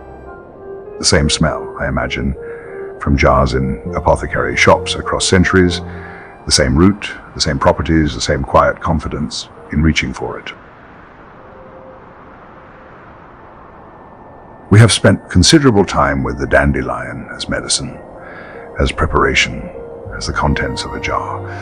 But a plant with this much history accumulates more than medical use.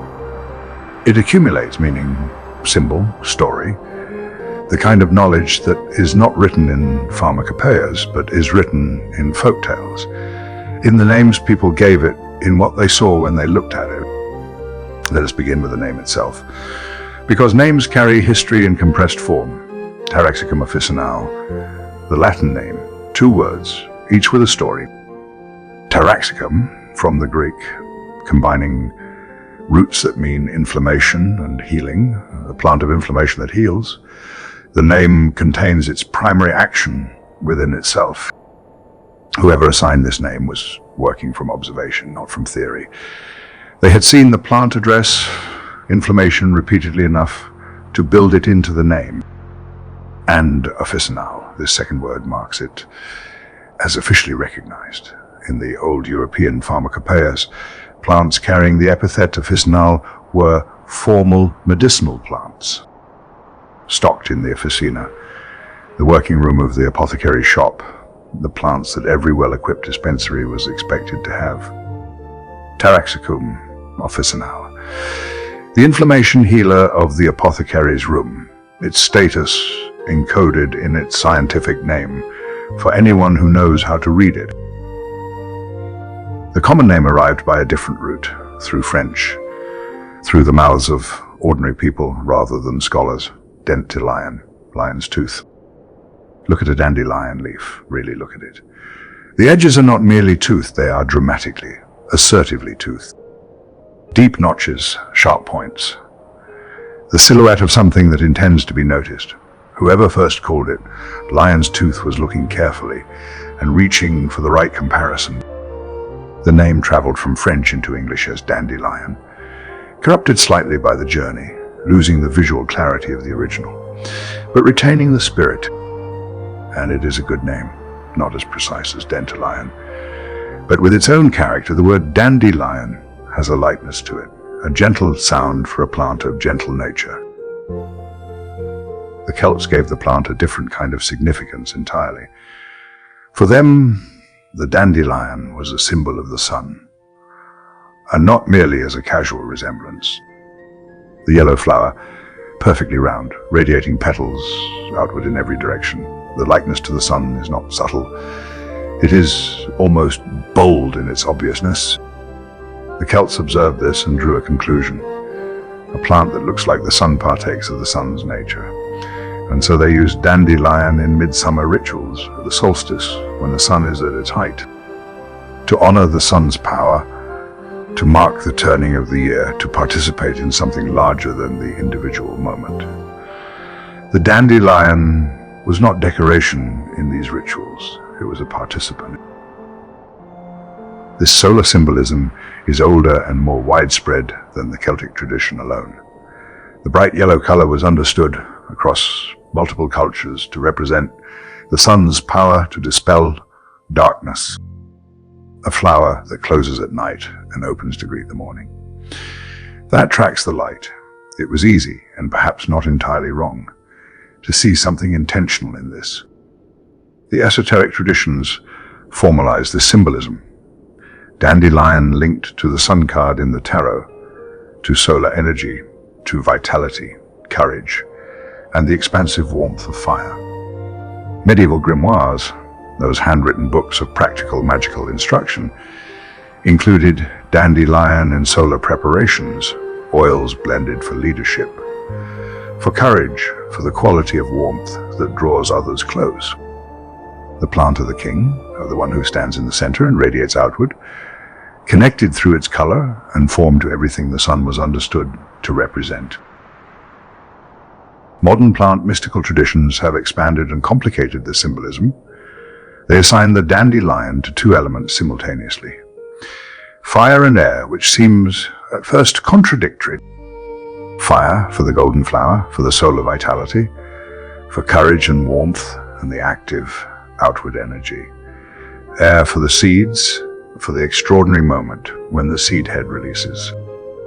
That white globe of perfectly engineered seeds, each with its own parachute of fine filaments, released on the breath of wind, carried to places the parent plant could never have reached. Air as intellect, as communication, as the capacity to travel and seed new ideas and new ground. The dandelion in this reading bridges 2 principles: rootedness and dispersal, warmth and thought. The deep taproot contributes its own symbolic weight. Modern mystical herbalists are drawn to it, a root that descends straight down, penetrating compacted, difficult, urban soil with quiet determination. No spreading network, content to stay near the surface. A single vertical line going deep symbolically. This represents grounding, spiritual persistence, the capacity to find nourishment even in inhospitable conditions. And it represents the breaking of obstacles. The root literally breaks through compacted ground. Where other plants find an impenetrable surface, the dandelion finds a way through. This has made it a ritual plant for those seeking to break through blockages in their own lives. In hospitable conditions, difficult circumstances, the compacted soil of adversity. Contemporary spiritual writers frame the dandelion as a symbol of resilience, specifically, not the grand, dramatic resilience of heroic survival, but the quiet, persistent kind, the kind that does not announce itself, that simply continues in disturbed, difficult, overlooked places, flowers anyway, seeds anyway, persists anyway. The image of bright flower above and deep root below has its own poetic logic. Inner light rooted in shadow, warmth sustained by depth. Trauma healing rituals in contemporary spiritual practice sometimes use dandelion for this reason. The plant that flowers in the wound of disturbed earth that finds the broken place and blooms in it. I make no medical claims for this tradition, but I find the symbolism genuinely apt. The dandelion does seem to understand disturbed ground, does seem to choose the difficult places. Among some Native American peoples, the dandelion carried meanings of purity and innocence, used ceremonially, for cleansing of body and spirit. A plant that arrives fresh each spring, that is associated with renewal and beginning, given to ceremonies of clearing, of starting again. And there is a Native American folktale I find particularly beautiful. The dandelion was a golden-haired girl, beloved by the south wind. She was bright and yellow and full of warmth. He loved her deeply, but she aged, as all things age. Her golden hair turned white and fine.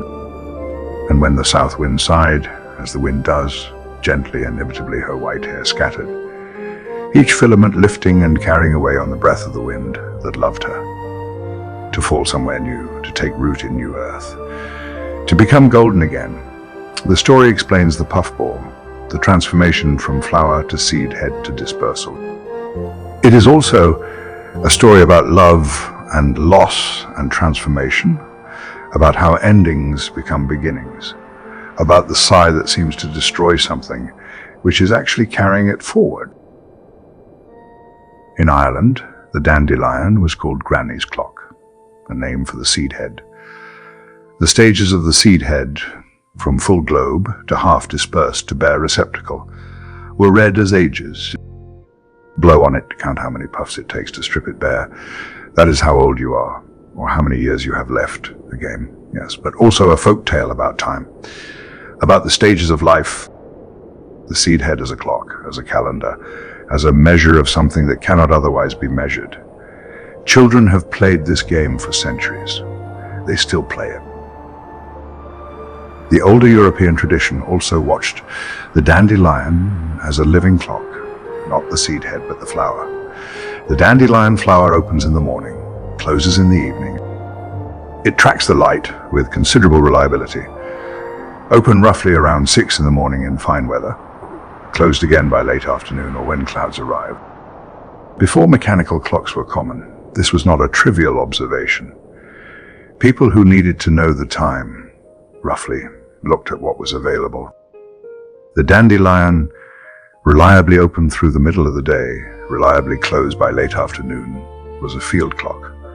Not precise, but consistent enough to be useful and free of charge. The opening and closing were also watched as a weather sign. If the dandelion closes early, rain is coming. If it fails to open fully, the day will be dull. Folk meteorology of this kind was practical, not superstitious. People who worked outdoors and depended on weather needed to read the signs available to them. Plants, responding to moisture and light in predictable ways, were reliable enough to be worth watching. The dandelion earned its reputation as a weather sign through accurate prediction, often enough. What I find remarkable about all of this symbolism and folklore is how consistent it is. The sun, time, resilience, renewal, persistence in difficult ground. These themes circle the dandelion from Celtic ritual to Native American story to modern spiritual practice, separated by centuries and continents and entirely different frameworks of understanding. And yet the same plant generates the same symbolic meanings, the same qualities recognized, just as the same medicinal properties were recognized independently across medical traditions. Perhaps this is not so surprising. The dandelion's qualities are not subtle. They are visible, physical, present, the yellow flower, the deep root, the persistent growth in difficult places, the transformation of flower to puffball to scattered seeds, the reliable opening and closing with the light. These are things anyone can observe. And what anyone can observe, anyone can draw meaning from. I have been an apothecary for 40 years. I am not a mystic. I work with what can be measured and observed and relied upon in the dispensary. But I have spent enough time with plants to understand that their symbolic lives are not entirely separate from their physical ones. The dandelion's resilience is real. Its persistence in disturbed ground is real. Its deep taproot is real. Its solar color and its reliable daily opening are real. The symbolism emerges from these realities. It is not imposed upon them. When the Celts chose dandelion for their solstice rituals, they were responding to something genuine. A plant that looks like the sun and tracks the sun and blooms in the brightest days of the year. When the Native American storyteller described the golden girl loved by the wind, they were describing something true. A plant whose seeds are carried by breath, by the lightest exhalation, to begin again somewhere new. The dandelion gathers meaning as it gathers years, as it gathers continents, as it gathers adherence in every tradition that encounters it long enough to look carefully. Medicine, food, symbol, story, clock, weather, sign, ritual, plant, weed, treasure, all of these held in a single genus, in that small yellow flower so easily overlooked, standing in a lawn, growing through a crack in a garden wall, completely unaware of all the significance that has accumulated around it, simply doing what it has always done for 30 million years, opening to the light. We have spoken of the dandelion as clock and weather, sign as a plant that tells time through its opening and closing. But the older European tradition went further than this. It considered the dandelion an oracle plant, not merely a reliable indicator of conditions, but a plant whose growth patterns, whose behavior across seasons, could be consulted for guidance. Where it grew abundantly, what that abundance predicted. How it responded to particular years, the old practice of reading the landscape as a text, and the dandelion as one of its more legible passages. This was not superstition in the dismissive sense. It was careful, long-term observation. People who spent their entire lives in one place, watching the same field through decades, noticed patterns. A particularly heavy dandelion flowering before a dry summer, a sparse one before a wet one. Whether these correlations were reliable, I cannot say, but the practice of watching was sound. Then there is the seed head, and the extraordinary thing it became in the human imagination. We have spoken of it as a clock, as Granny's clock, as a measure of time and age. But the seed head became something else as well, something that speaks to a different kind of human need. A carrier, a messenger, a vehicle for what cannot be sent by other means. Folk and magical traditions across Europe treat the dandelion seeds as carriers of thoughts. Blow on the seed head while holding a person in mind, a living person, a dead one. The The seeds carry your thought to them, lifted on the breath, dispersed on the wind, a message sent without words, without paper, without any mechanism that could be explained. The logic is not entirely without feeling. We breathe out, the seeds travel on breath, the wind carries them where we cannot go, to the person we cannot reach. The wish tradition is perhaps the most widespread surviving form of this practice. Almost every child in the Western world has blown a dandelion seed head and made a wish. The seeds scatter, the wish travels with them. It is sent into the world, into the air, into possibility. Whether it returns as fulfillment depends, as wishes do, on factors beyond the plant's control. But the act itself is not empty. The focusing of intention, the breath released, the letting go. These are genuine things, whether or not the wish arrives anywhere. Modern folklore has formalized this into a clear practice. Hold the seed head. Focus on the desire, blow in one breath if you can. The strength of the wish, by some accounts, is measured in how completely you clear the seeds. A perfectly cleared seed head, all filaments gone in one breath, is the wish most likely to be heard. A partly cleared one leaves something unresolved, something still to work through. The love divination practice is a close relative, but it works differently. You blow on the seed head thinking of a person, counting the seeds that remain after your breath. The number that stays tells you how deeply you are loved in return. Or, by other versions, how many years of happiness lie ahead, or how many children you will have. Different questions, the same plant. The same act of breath and release and counting what remains. A game, certainly, but games carry truths in their structure.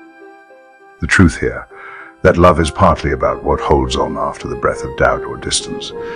What stays when the wind has done its work? What cannot be scattered? The dream traditions give the dandelion yet another dimension. There is a strand of European lore that connects dandelion tea drunk before sleep with vivid, instructive dreams. Not merely pleasant dreams, psychic dreams.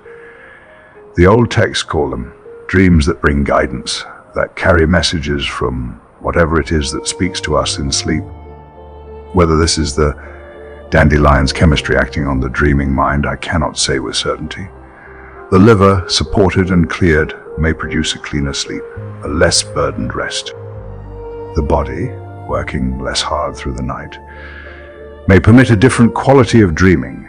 There is nothing to this from a physiological perspective. But the tradition goes beyond physiology. It frames the dandelion as a plant that opens channels between the waking mind and whatever lies beneath it, between this world and adjacent ones. The Balkan Romani tradition made this specific and ceremonial. Root tea brewed for prophetic dreams, strained importantly. Silver had its own symbolic associations, lunar, clarifying associated with the reflective quality of moonlight. Straining the dandelion tea through silver was not merely a preparation method. It was a ritual act. The silver clarified not just the liquid, but the intention. The dreaming that followed was understood to be clearer, more instructive, more likely to carry something worth remembering upon waking. I am an apothecary. I work with what can be measured, but I have spent 40 years watching people relate to plants. And I have learned something from that watching. The ritual dimension of using a plant changes the using, not through magic perhaps, in any formal sense, but through attention. Through intention. A person who prepares their evening tea with care, with focus, with a deliberate thought that this preparation matters, sleeps differently than one who drinks it carelessly. The ritual is not nothing, even if it is not everything. Contemporary witchcraft traditions have developed an extensive relationship with the dandelion root in particular, more so than the flower, more so than the leaf. The root is the part that carries weight in these practices, placed on an altar to invite clarity, to support honest conversation in difficult circumstances. The root has a presence that encourages truth-telling, that creates conditions for direct communication. Used in grounding rituals, That deep taproot again, descending straight down, the practitioner holding the root or working with its image to anchor their own energy, to connect with the earth, with ancestral wisdom, with what lies below and before. The root is a physical teacher of the principle it embodies. Go deep, stay connected, be stable. The burned root as incense for spirit communication. Dried root set alight, the smoke rising, carrying intention upward and outward. Used before divination, before working with tarot cards or a scrying bowl. The dandelion smoke, preparing the space, clearing it, opening what needs to be opened. This is the dandelion, as what some practitioners call a bridge herb, not associated with one realm or one purpose, but suited to the threshold between purposes, between the physical and whatever lies beyond it, between the present and the ancestral, between intention and manifestation, between question and answer. Hoodoo practitioners carried dandelion root in their mojo bags. Those small pouches of selected materials, assembled with care for specific purposes, carried on the person. Dandelion root for uncrossing, for removing what had been placed against a person, for luck in legal situations, in court cases, in encounters with official authority. Why dandelion for these particular purposes? I am not entirely certain, perhaps the root's penetrating quality, its ability to break through compacted, resistant ground, applied symbolically to compacted, resistant situations, to systems that feel impenetrable, the root that finds a way where no way seems available. In Wiccan practice, the dried root has been carved, inscribed with runes used during full moons for divination. The carved root as a tool for amplifying the practice. The runes asking their questions. The root providing its grounding energy. The full moon offering its clarity. Three things working together. And in chaos magic, a more recent and deliberately experimental tradition, the dandelion seed mandala, seeds arranged deliberately into patterns, into the form of a sigil, then released, blown into the air, the mandala and its intention dispersed. The transience of the seeds is part of the working. What is created is meant to be released. Manifestation through letting go. The dandelion teaching this lesson through its very nature. Hold it, release it. Trust the wind. The protective uses are older and simpler. Dandelion leaves scattered around the threshold, under a doormat, at the boundary of a home. A protective charm against negative forces, against what should not enter. The dandelion leaves as a boundary marker, a declaration of the space's integrity. Whether this protection operated through any mechanism I could explain, I cannot say. But the practice of marking thresholds, of attending to boundaries, is not without wisdom. The threshold is where inside meets outside, where the known meets the unknown. A plant that grows in the disturbed ground of boundaries, in the cracks between one world and another, belongs there. The association with Hecate is the most ancient feeling of the contemporary connections. Hecate, the Greek goddess of crossroads, of thresholds, of the liminal spaces between worlds. The dandelion, assigned to her not for its solar warmth, but for its threshold nature, a plant that grows between the cultivated and the wild, between the garden and the field, that flowers at the edge of things, in the cracks and margins and disturbed places, in the gaps where one category ends and another has not quite begun. The crossroads plant, for the deity of crossroads, the logic is clean and satisfying. And the dandelion, as we have seen, has always preferred the in-between places. Now, I have spoken at some length about the magical and folkloric life of the dandelion, perhaps at greater length than an apothecary strictly ought. But I have found over 40 years that the medicinal and the symbolic are not as separate as we might wish.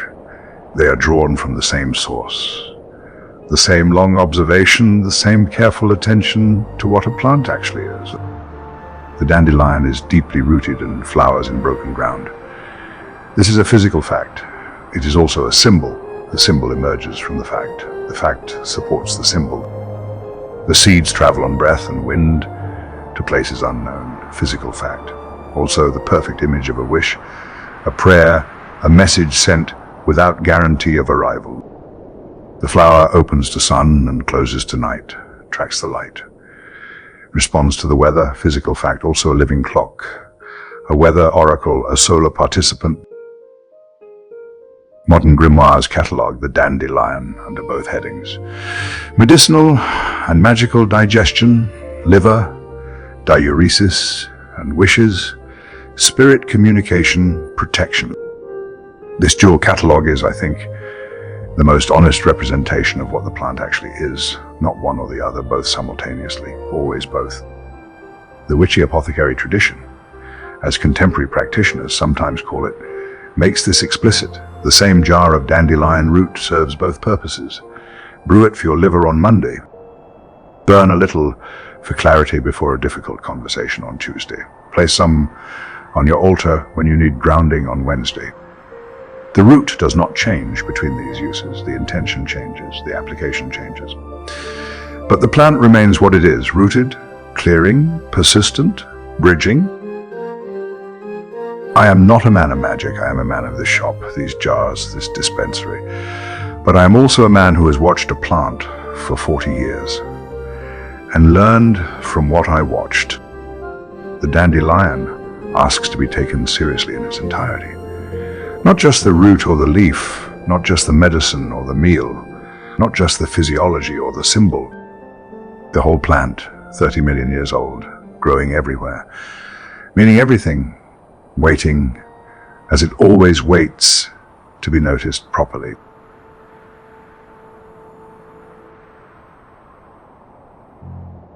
And so we reach the end of our evening together. The fire has burned lower. The jars are quieter still. We have come a long way tonight, 30 million years, from ancient Eurasian sediments to this present moment, from Bronze Age lake beds to Celtic solstice fires, from the Eber's papyrus to the Prussian army's campaign rations, from the Salerno school's root wine to the Georgian apothecary's dandelion pill, from the Romani tradition of silver-strained dream tea to the settler who tucked seeds into a pocket before crossing an ocean. We have learned that every part of this plant has been used and valued and remembered: root for the liver, leaf for the kidney, flower for the wine and the ritual and the golden symbol of summer, latex for warts and skin and the ancient practical business of topical application, seeds for wishes, for messages carried to those we cannot reach by any other means. We have learned that dandelion is cholagogue, depurative, hepatic, stomachic, tonic, and diuretic, that it has been prescribed for obstructions, for jaundice, for rheumatism, for grief of the spleen, that Persian physicians gave it for melancholy, that Appalachian midwives used it for milk-leg, that Victorian doctors recommended it for nursing mothers who needed something warm and bitter that was not coffee, that the Iroquois prepared it, and the Apache, and the Cree that it crossed the Atlantic on the Mayflower and made itself entirely at home. We have learned that its name means the inflammation healer of the apothecary's room, and lion's tooth, and in French, something rather less dignified that I shall leave untranslated. We have learned that it is simultaneously a medicine, a meal, a solar symbol, an oracle, a wish carrier, a dream opener, and a bridge between worlds, that it has earned the trust of every culture that has taken the time to look at it properly.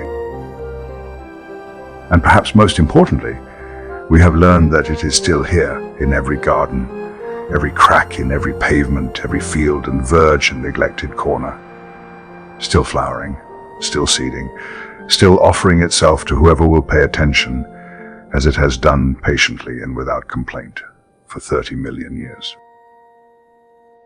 I hope you have found something useful in this evening's conversation, perhaps an appreciation for something you once pulled from the earth and discarded, perhaps simply a few hours of quiet, of slowing down, of sitting with an old apothecary in a warm shop. That too is a kind of medicine, and one I am glad to have been able to offer. The jar is still on the third shelf, third from the left, near the window. If you ever find yourself in need of what it contains, you know where to look. And if you only want to sit quietly for a while, in a place that smells of dried roots and long evenings, the door remains unlocked. It always is at this hour.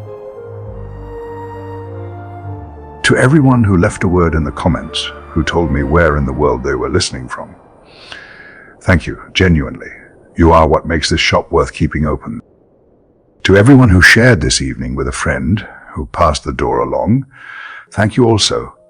That is how good things travel, the same way dandelion seeds do on someone's breath to somewhere new. I hope you are comfortable wherever you are. I hope the evening is gentle, the bed is warm, the mind is quieter than it was an hour ago. And if sleep has not yet come, I hope it is very close now, waiting just behind the next slow breath, ready to arrive without announcement. From this old shop, with its jars and its fire, and its 40 years of quiet work, good night. May the dandelion watch over you. It has been watching over people for longer than anyone can measure. It knows what it is doing.